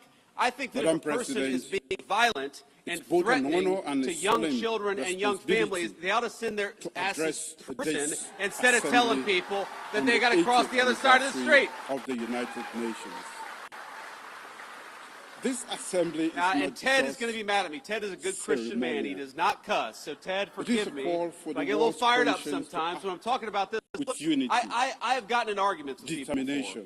You know, a couple years ago, I took my family to New York City. This was when I was in the United States Senate. We spent a few days there. It was a wonderful trip in a lot of ways. But, you know, every time we went to the subway, I'd have one of my kids grabbing onto my leg or afraid because there was a crazy person yelling, hollering, and screaming at a 3-year-old little kid. Why do we live like this? Why do we accept this in our communities? And the answer is because of bad political leadership. We've accepted for too long this idea that we ought to give over our streets to criminals and to vagrants and to people who are screaming at us instead of taking back our streets with our incredible law enforcement. Realities in the lives of people. This anniversary. And there are so many things that we can do. You know, in Washington, D.C., the first 2 months that we surged the National Guard, that President Trump surged the National Guard into Washington, D.C., there were no murders. Not a single murder for 2 weeks in the streets of Washington, D.C. And you know, we have all these world leaders who come. And we'll tell them, you know, we haven't had a murder in Washington, D.C. in 2 weeks. These world leaders will look at us and say, is that supposed to impress us? Like, that doesn't sound very good, but you know, to Washington, D.C., which averaged last year a violent murder every other day, 2 weeks without a murder was a hell of a track record. And then we just surged the National Guard to Memphis, Tennessee. Again, a Democrat city, a Democrat city in a red state, but where the mayor said, we are sick of our people being afraid to walk safely on the streets, so why don't you help us? And that's our basic attitude in the Trump administration, is look, we should not allow people to take over. We should not allow these violent criminals to take over city streets. And if the local government wants our help, if the local authorities want our help, then we are going to help them because we stand for American safety everywhere, whether in a big city or a small one. Thank you, young man. We have lead the cost of its absence. So this is what it means. Being pro-law and order is actually not that difficult. There are some things we do, some issues we address that are so complicated and so challenging, but supporting our local law enforcement is actually pretty easy. It's just a question of political willpower. Here's thing number one, very simple. If our great police officers find a violent criminal and lock them up, we ought to keep them locked up instead of letting them back on our streets with a slap on the wrist. They are responsibilities. They reflect. That means we want to give our police officers the very best equipment and very best protection anywhere in the world. We want you guys to have the very best, and we're going to fight every single day to make sure that they have it. It means punishing state and local jurisdictions that restrict your ability to do police work. They just want to do their jobs. They ought to be allowed to do it. Non-aggression and human dignity. And it means pursuing enhanced sentences for violent criminals, like the violent criminal who murdered that poor innocent girl in Charlotte, North Carolina just a couple of months ago. And I'm going to talk about her for a second because I think we got a beautiful baby over there. How you doing, ma'am? Pledge how old is she? Independent 6 months old. Beautiful. Thank you. Thank you for bringing it. We want law and order for her above all else, right? That's why we're doing what we do. That pledge remains our compass. But we all know a couple weeks ago, we stand for justice and equality. It's one of these things that got bumped out of the news because of the political assassination of Charlie Kirk. So let me talk just a bit about that. You all know Charlie. He was a great guy. He was a great husband, a great father. He believed in two things, I think, above all else. Number one, the second most important, is he believed in political debate in the United States of America, that we ought to talk about our disagreements and not attack one another over our disagreements. And he gave his life dying for that principle. And the second thing he believed, and it was the most important, is that he wanted to be a Christian evangelist. He wanted to bring the gospel everywhere, and he saw the clearest voice for debating politics as an opportunity to talk about his faith.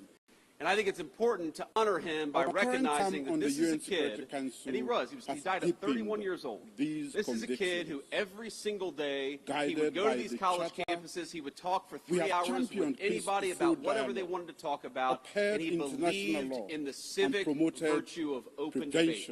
He gave his life to protect that civic virtue, and he gave his life serving that civic virtue at the highest level. He was a great guy, and his loss was the nation's loss. And Erica, we love you. Erica's his beautiful widow. And I think you all will join me in saying that what happened to Charlie was disgusting, it was unacceptable, and it is the most anti-American act of violence that we've seen in the last couple of weeks in this country. It was a disgrace. We have also seen the Security Council's limits, its paralysis in the face of grave human suffering.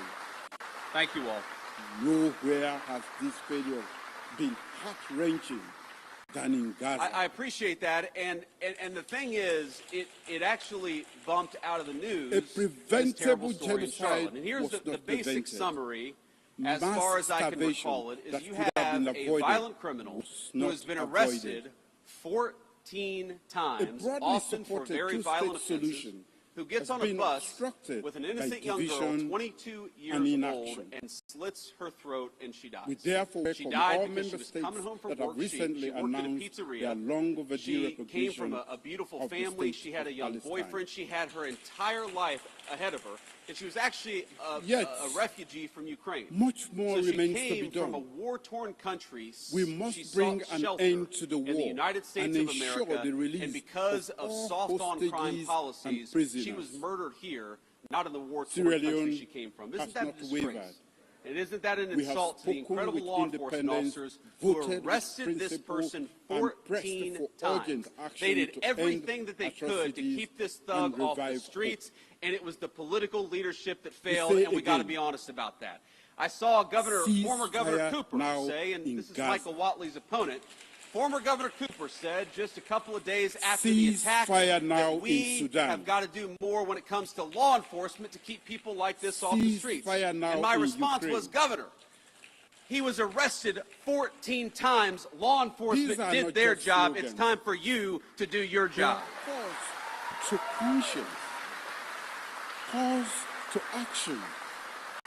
In fact, they are echoes of the UN's funding pledge. It's so amazing to me. Political Democrats, I don't think it's all Democrats. I actually think most Democrats want what most Republicans want, which is safety in their communities, but they always manage to turn issues of crime into a distraction about Madam race. President, they always try to say that law enforcement locking violent criminals up is inherently racist. And I got to be honest with you, that's an insult to white people. It's an insult to black people too. Because all of us just want to live safely in our communities. It doesn't make an ounce of sense to me. For Security Council and General But I actually, because of these Democrat talking points, I went and looked up. You know that in most big cities, the gross majority, over 90% of violent crime is committed by fewer than 1% of the city's residents. This is not a black-white issue. This is we've got a small percentage of violent criminals in our communities. Democrats want to let them out of prison, and Republicans want to put them in prison and keep them there so that all of us are safe in the process. I think that's common sense, don't you? United Nations means.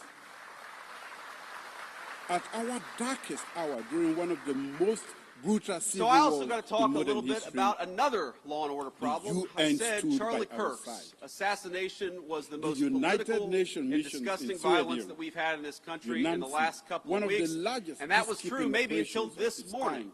Because I don't know if you all have followed the disarm news, over and we're still learning a little bit about it. 75,000 But what we know is that in restore Dallas, civilian Texas, governance, an ICE facility, an support Immigrations democratic and election. Customs Enforcement facility, was The opened Special fire Court upon for Sierra Leone by a and the violent Truth and left-wing Reconciliation extremist, a Commission, person who wrote both anti-ICE backed by the messaging United on their Nations, bullets, and there's some ensured evidence that we justice have that's not yet and public, but we know this reconciliation. person was politically motivated. They were politically motivated When the United to go Nations after integrated law peace-building enforcement. They were office in Sierra politically Leone motivated to closed go in after 2014, people who are enforcing our it border. signaled And I think that is something the rare most in our disgusting world. thing.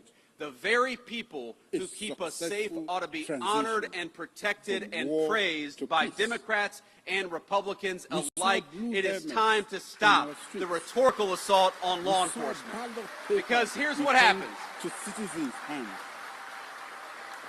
We saw our nation. Because here's what happens breathe when Democrats like Gavin Newsom did say that these people are part the of an UN authoritarian works, government.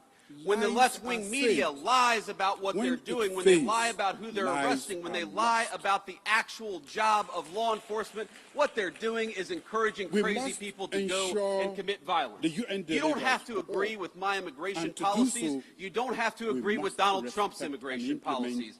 But if UN your political rhetoric decisions encourages violence protect against our those law who enforcement, serve you can under go the straight to United hell, and Nations. you have no place in the political Invest conversation in of the prevention United States of and America. and reform the Security Council so its authority and legitimacy match today's world.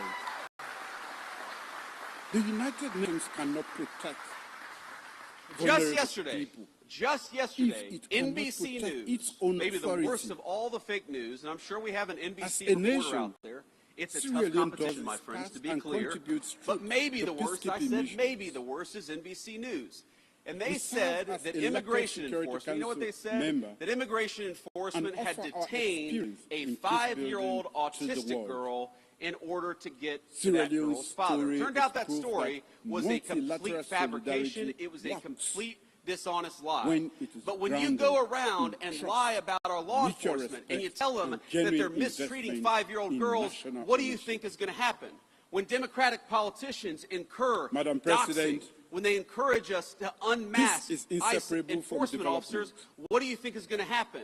When Sierra the mayor Leone, of Los Angeles Sierra encourages Leone, violent protesters our to get in medium-term the face national of our law development enforcement, aligns what do you think is going to happen? with the What's going to SDGs happen is political and the violence, African and political Union's violence has gotten out of control Agenda in this country. 2063. We got to stop it. We got to condemn it, and that starts, unfortunately, at the very top of the Democratic Party.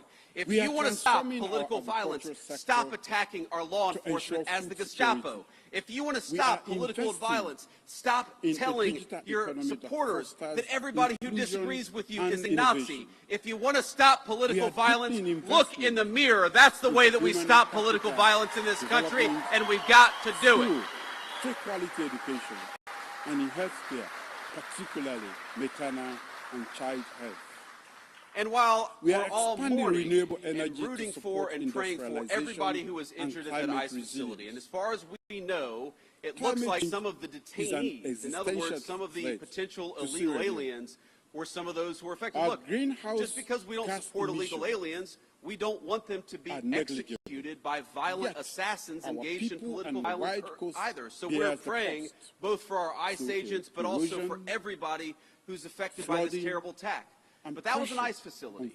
And as these guys behind me know, and a few of our police officers know, police officers writ large face too many threats of violence all across the United States of America. And we know where it started.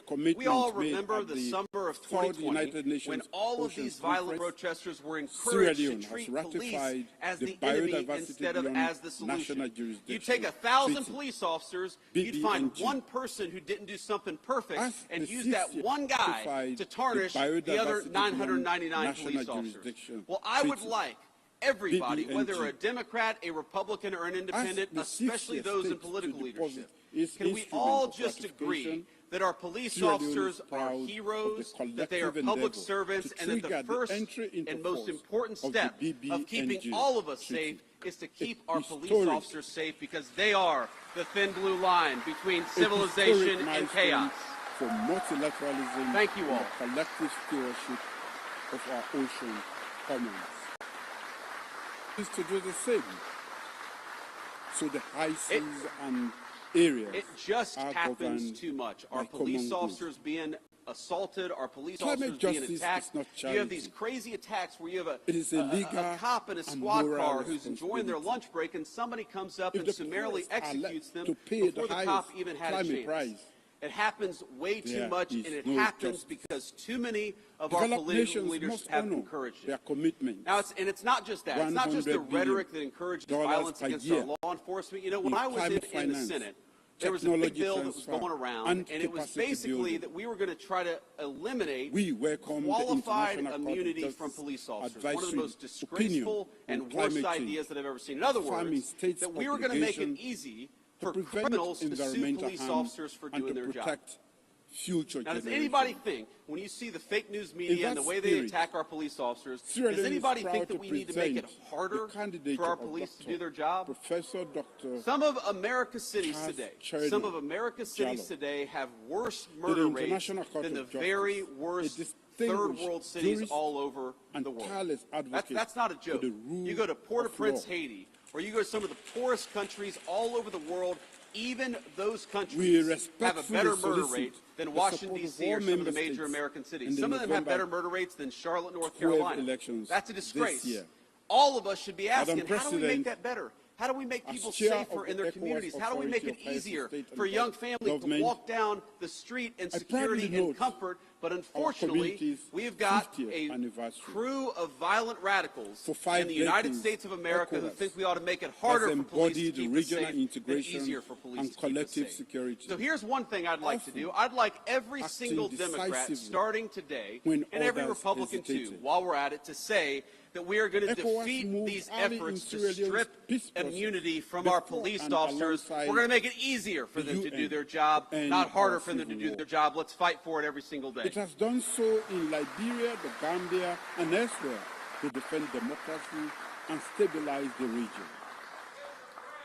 These are African solutions to African challenges. That's exactly right, sir. That's exactly right. You can say that, but I can't. I've hit my quotient for cuss words today.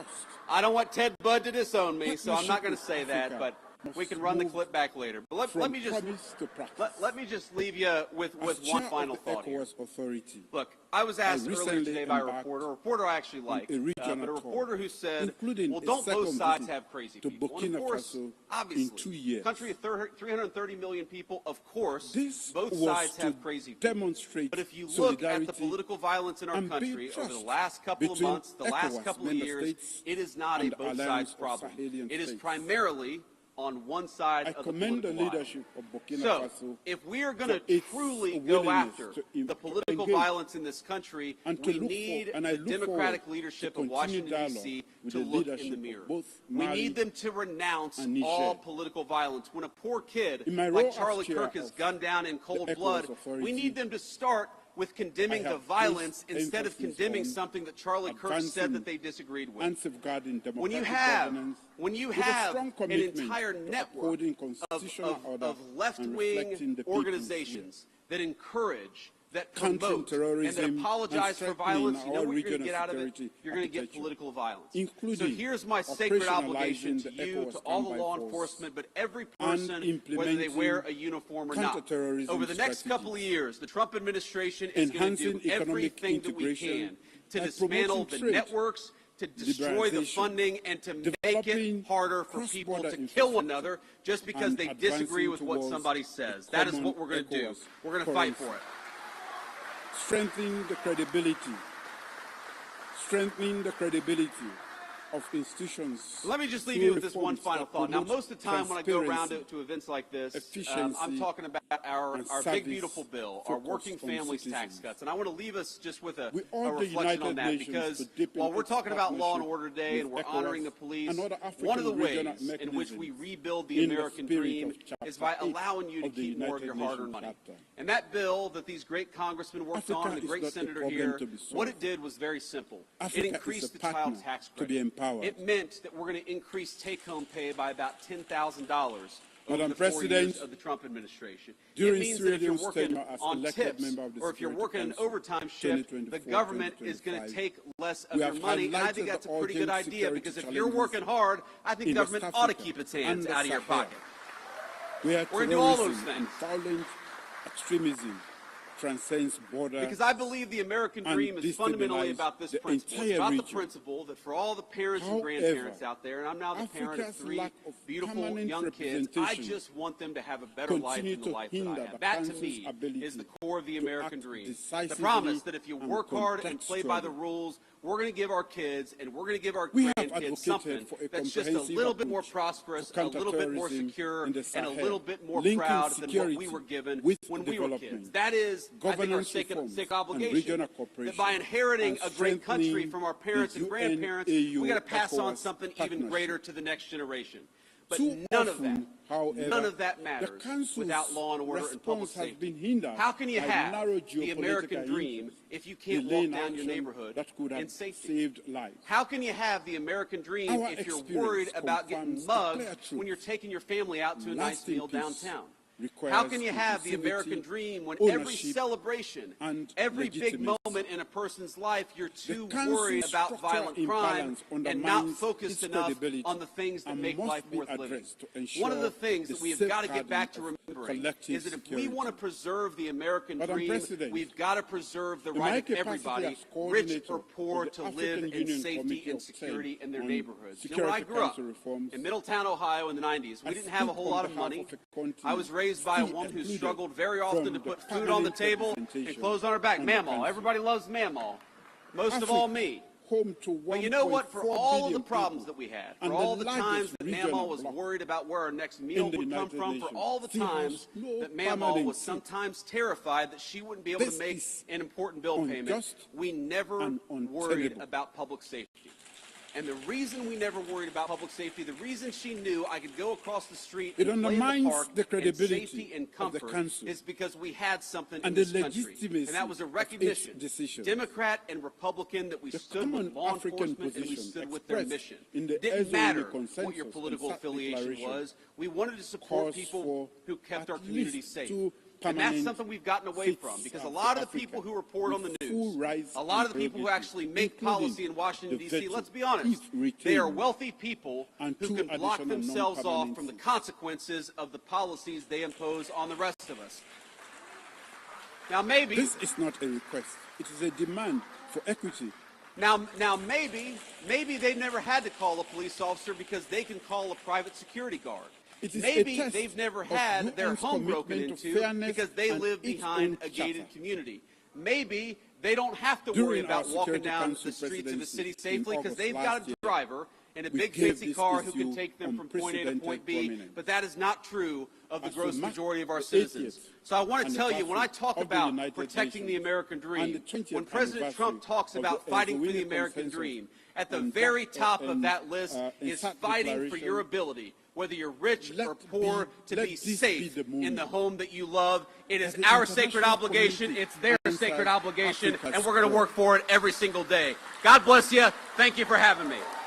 Let us not pass on to the next generation the Security Council reform that fails to reflect the world as it is today. Now, Madam President, the United Nations at 80 must look forward. Sierra Leone stands ready, committed to principled multilateralism. Now I forgot. I told them the fake news, and I'm sure there's some real news back there. I told them I'd take a few questions. So I'm not getting out of here just yet. We'll take a few questions from the reporters. I would prefer to start with some of the local North Carolina folks, and then we can take some national questions after that. Not in the many speeches. Do we have a microphone back there? Hey, Vice President. Not in declaration. Over here. Yes, Mr. Vice President, thank you for taking questions from us, and thank you for visiting Concord. You referenced the awful death of Irina Zarutska. I'm just curious, have you had the chance to watch that awful video that was released by Katz, and what your thoughts are after viewing it? Well, yeah, you know, I've honestly seen a lot of gruesome now footage is the time involving my friends to over the make last the couple of United weeks. Nations But work for the footage of Irina Together, getting let us stabbed to forge death a future is of very peace, hard to watch. shared I have not seen the prosperity whole video and human from dignity. start to finish.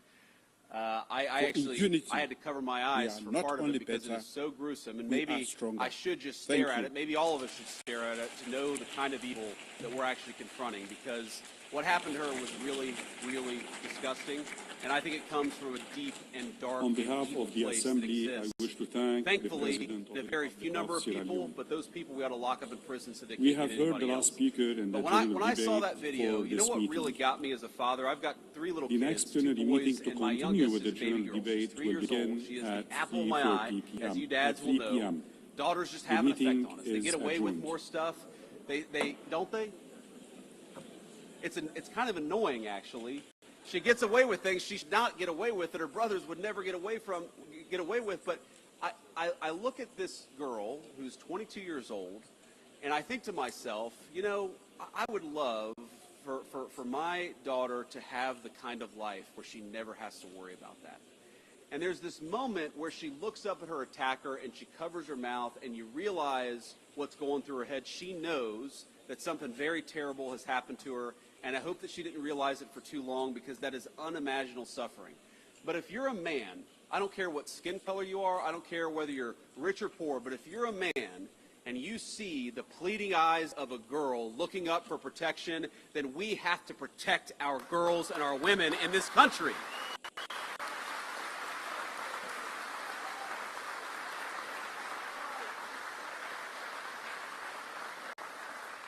And that was my reaction to it. That was my thought when I watched it. Now, young man, this is a very earnest young man.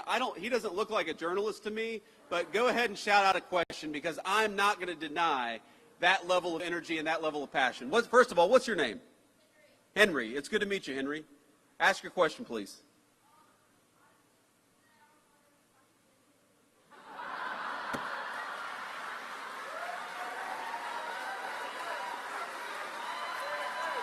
Come up here.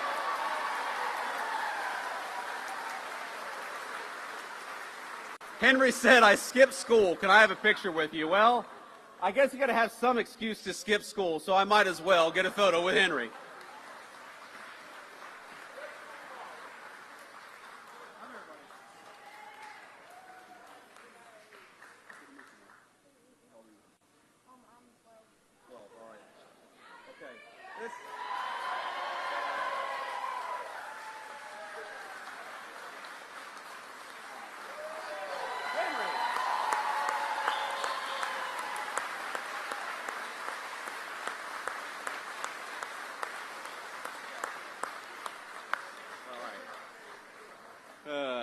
Now the next reporter is going to be, hey, I'm from CNN. Can I get a photo with you too? I wish that I got questions that easy. I'm not holding out hope. Sir. Can we get you a microphone? I can't hear you, sir. Gotcha. I'm Jordan Green with Raw Story. President Trump and other speakers here have blamed former Governor Cooper and the mayor of Charlotte for Irina Zarutska's death. Do you also hold the North Carolina General Assembly responsible, who set the laws governing pretrial release that may have affected this crime? Well, look, I think every politician who didn't work hard to keep violent criminals behind bars deserves to have some of the blame, but at the very top of that list is Governor Cooper. Because at the time that we were pushing these soft-on-crime policies, Governor Cooper was the man in charge. Now, I know we've got some great North Carolina legislators, and I might call them out if they're here. Do we have North Carolina House Speaker Destin Hall? Where's Destin at? Destin, thank you, man. We got Phil Berger here. Phil, thank you so much. Senate President Pro Tem. We've got County Sheriff Van Shaw. Where's County Sheriff Van Shaw? Thank you, sir. We've got Cabarrus County DA Ashley Shanley. Is it Shanley? I got that right? Okay. Of course, we got North Carolina GOP Chairman Jason Simmons. Jason Simmons is, that's a celebrity in the Trump White House there. North Carolina Labor Commissioner Luke Farley. Luke, where are you? Luke, thank you. And I know, look, I know that our great North Carolina local legislators here have worked very hard to solve some of these soft-on-crime policies and make it harder to let violent criminals out so easily, and to demand that when you have a violent criminal who goes in, the person stays there and doesn't get a slap on the wrist and released to commit more crime in the community. That's what we want. We don't want a criminal justice system that goes after innocent people. We also don't want a criminal justice system that lets obviously violent felons out of prison without any real consequences. It's just very simple. And again, I go back to the statistic where we have got such a small number of people who commit so much of the violent crime if we just locked them up. And I mean, look, I believe in repentance and I believe in forgiveness, but I believe that forgiveness often only comes on the other side of real punishment and real regret, which is why we got to lock some of these guys up in the first place. So yeah, I blame the political leadership, and I can't get over a governor who pursued soft-on-crime policies, Roy Cooper, who pursued soft-on-crime policies, who let violent criminals out of prison, and then after Irina was murdered, to have the audacity to blame our law enforcement. Law enforcement arrested this guy 14 times. They did their job. It's time for the politicians to do their job, too. Next question. Vice President Vance, thank you so much for taking questions. I'm Casey Jones from WCCB Charlotte. When it comes to cracking down on crime in cities like DC, Memphis, Chicago, sending the National Guard, what specific metrics does the administration use to decide where those resources go? And can we expect that kind of response here in Charlotte anytime soon? Well, look, if the mayor of Charlotte and the governor of North Carolina asked for our help, we would absolutely send it, because we believe in helping people regardless of whether they're Democrats or Republicans.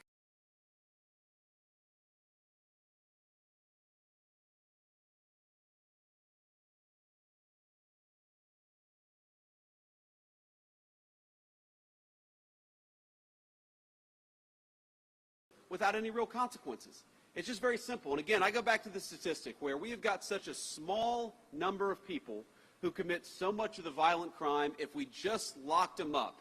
And I mean, look, I believe in repentance and I believe in forgiveness, but I believe that forgiveness often only comes on the other side of real punishment and real regret, which is why we got to lock some of these guys up in the first place. So yeah, I blame the political leadership. And I can't get over a governor who pursued soft-on-crime policies, Roy Cooper, who pursued soft-on-crime policies, who let violent criminals out of prison, and then after Irina was murdered, to have the audacity to blame our law enforcement. Law enforcement arrested this guy 14 times. They did their job. It's time for the politicians to do their job, too. Next question. Vice President Vance, thank you so much for taking questions. I'm Casey Jones from WCCB Charlotte. When it comes to cracking down on crime in cities like DC, Memphis, Chicago, sending the National Guard, what specific metrics does the administration use to decide where those resources go? And can we expect that kind of response here in Charlotte anytime soon? Well, look, if the mayor of Charlotte and the governor of North Carolina asked for our help, we would absolutely send it, because we believe in helping people regardless of whether they're Democrats or Republicans. We would love to have the mayor of Charlotte reach out for our help, and that's, you asked what the metrics are, that's one of the most important metrics. We want to go where we can have a real partnership between local law enforcement and the federal officials so that we can root out the crime. And that goes to the second metric. What is the most important thing? You can tell how many people are being murdered in a community. You can tell how many carjackings there are. You can tell how many armed robberies there are. There's way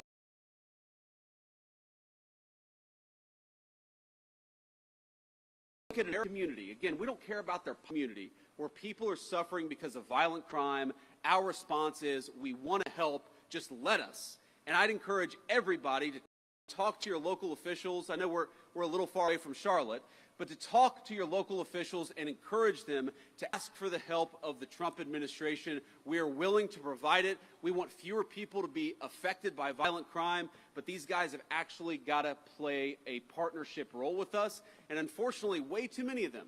Some of these people, it's crazy.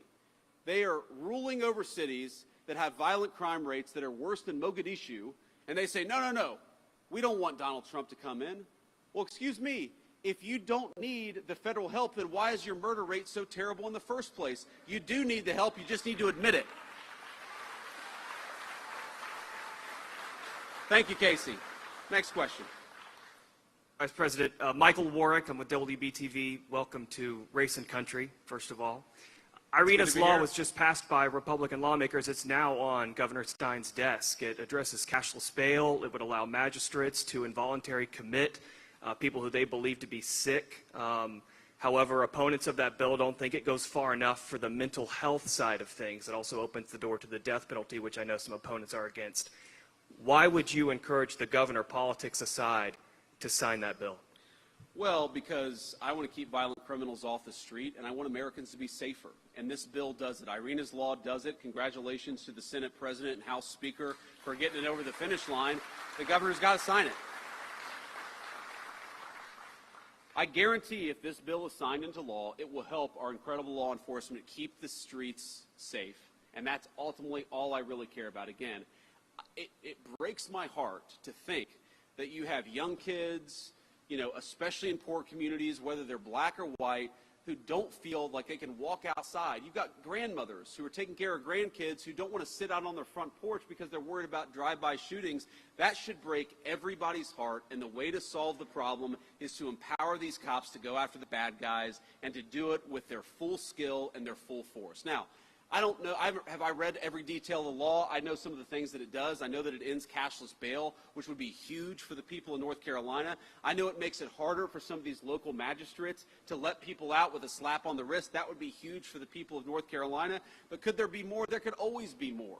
But don't let the perfect be the enemy of the good. This bill is going to make North Carolinians safer. They ought to sign it.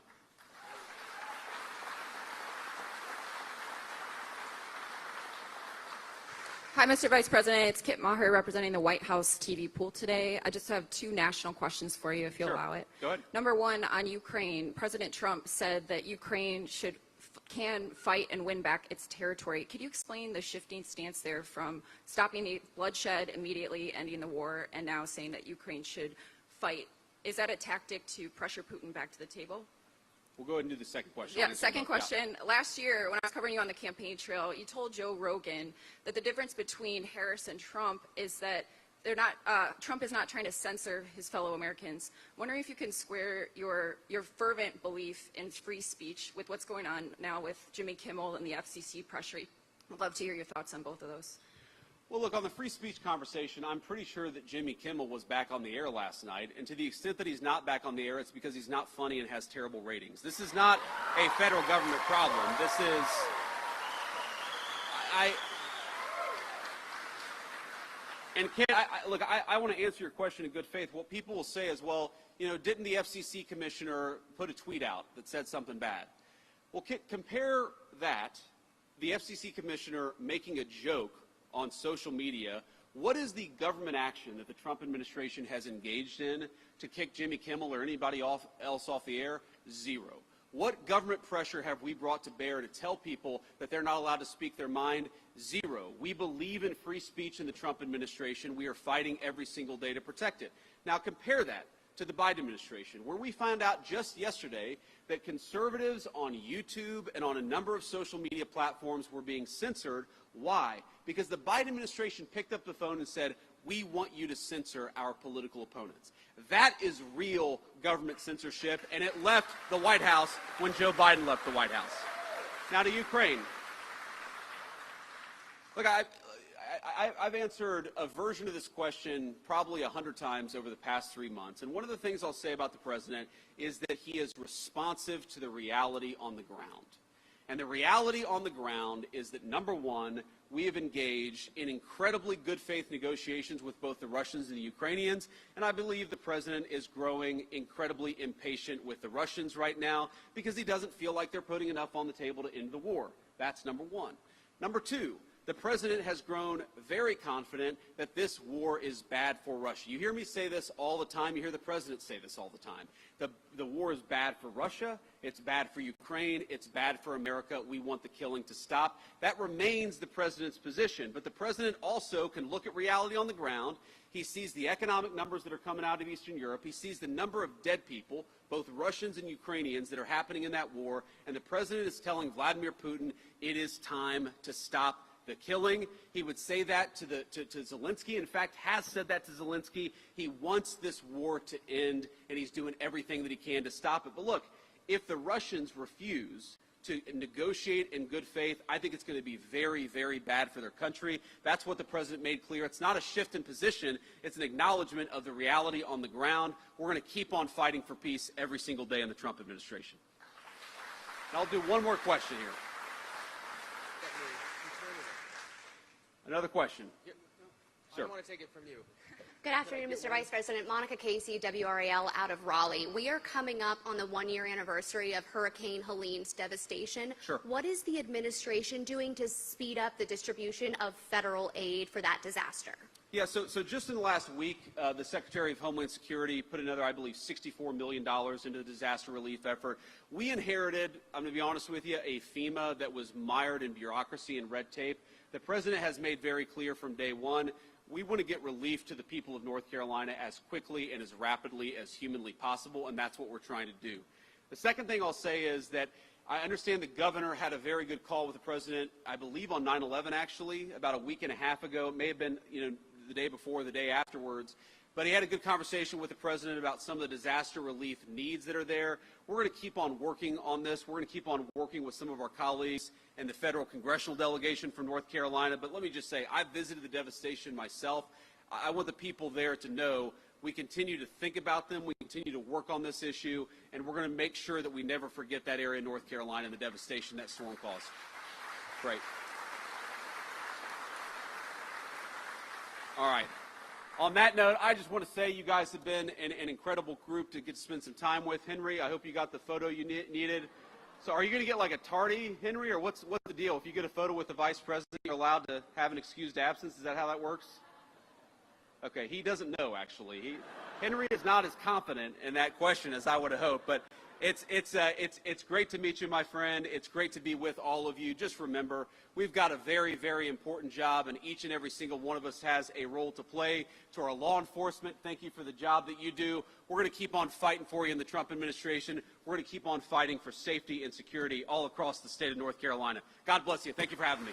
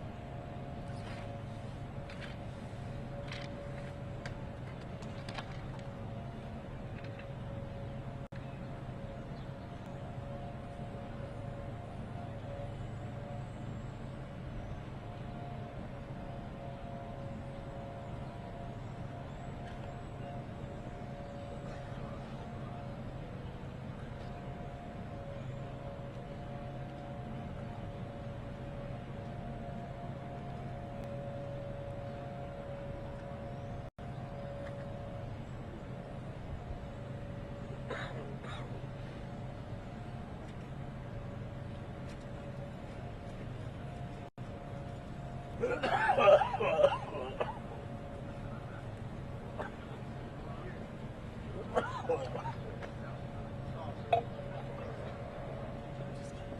yes, I do. And I'll tell you why.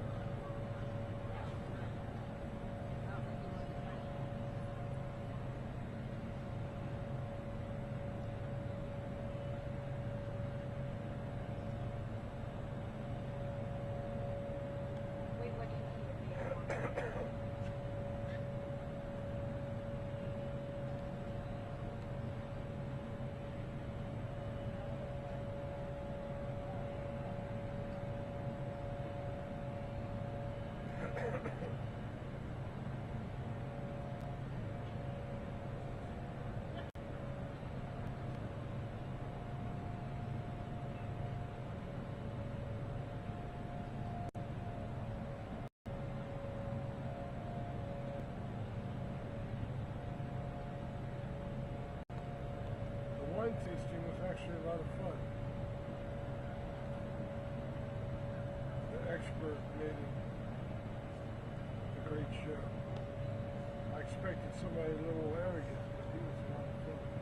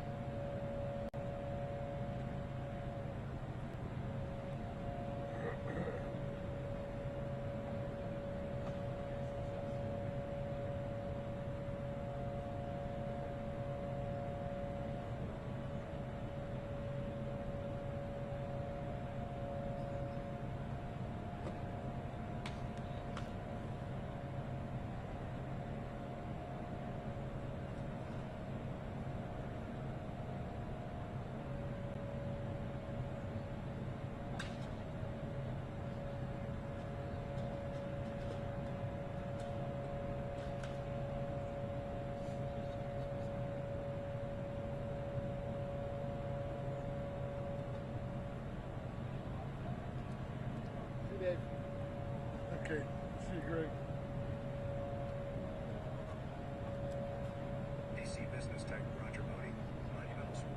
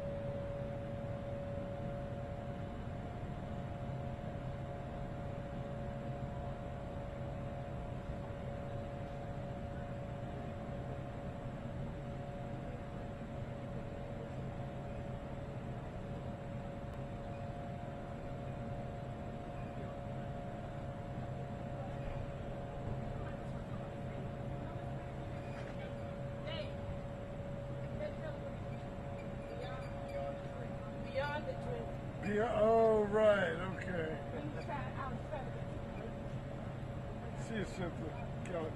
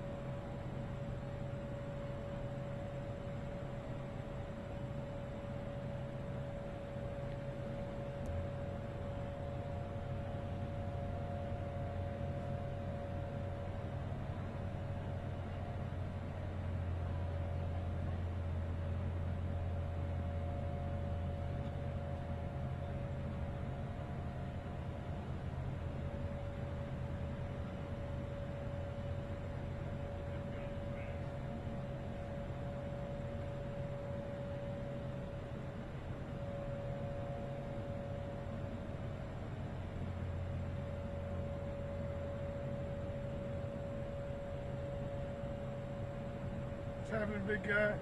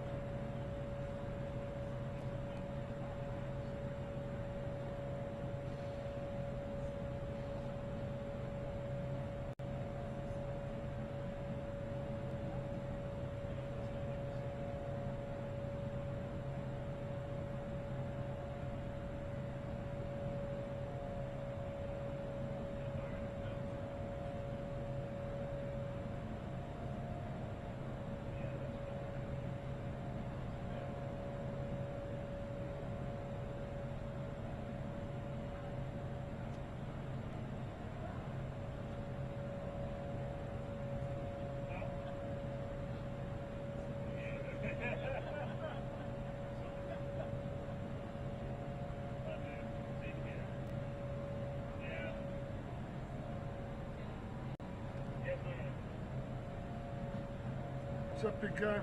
You.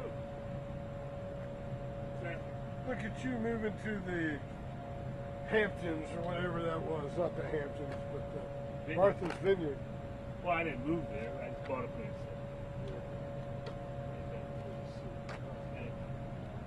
Yeah.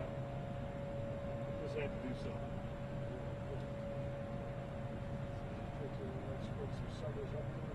We already did. So decided to buy a place. Do that. I mean, but I only go up there for like a week or two. And I got time. There's only two of us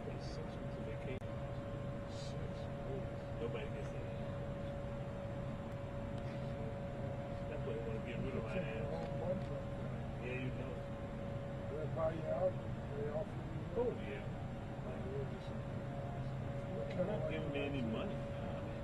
We got buying me. We have to do this and do that. And we got. And I just stayed.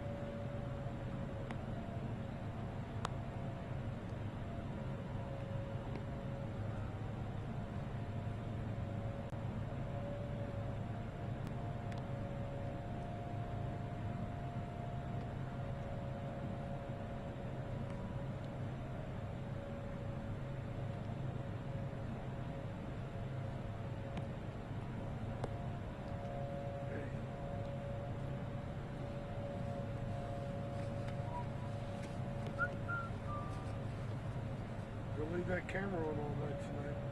No, sir, they better not. Especially when they come in the morning. You have a good one. You too.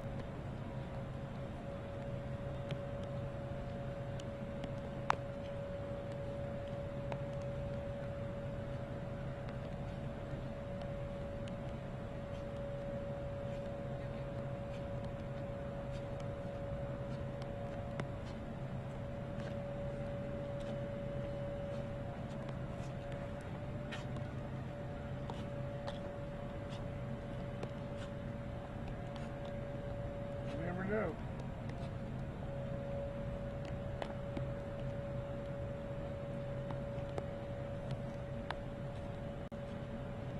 You could sit here all day looking at who comes and goes, and your aunt going.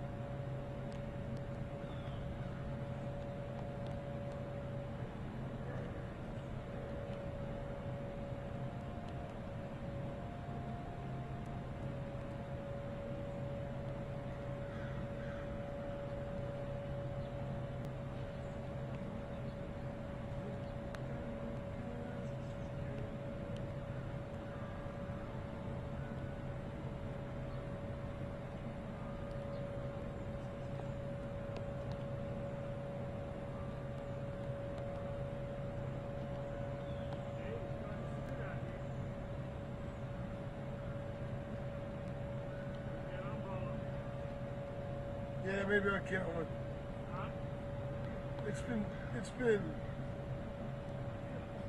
It's just starting to pick up slightly. Right. Where are you going to be?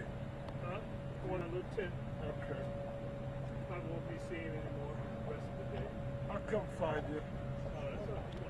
Hi everyone, how you doing? I haven't handed it yet. You can You're put alright. it down. You're alright. I just don't want a whole lot of stuff here. You want to put both of you together? No, I'm probably not. But thank you for asking. I'm going to get a photo here. I was told this is a boomer shot. Watch some. Yeah, okay. And then go around. Okay. Now, look at that lamppost coming out of her head. What? Oh, you saw, he's got an eye. That's not great. I know he's got an eye. That's why he's professional. All right. Thank you, sir. Have fun. You too. Take care.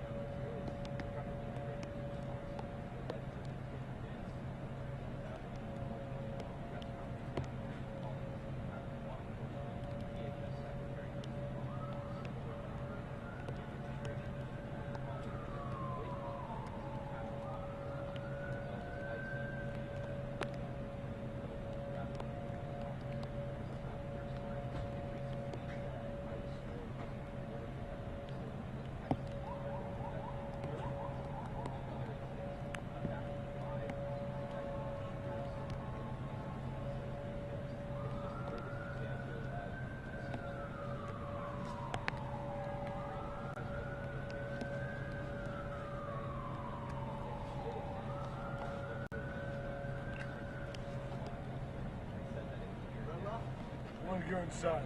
Good? Yeah, thank you. I appreciate that.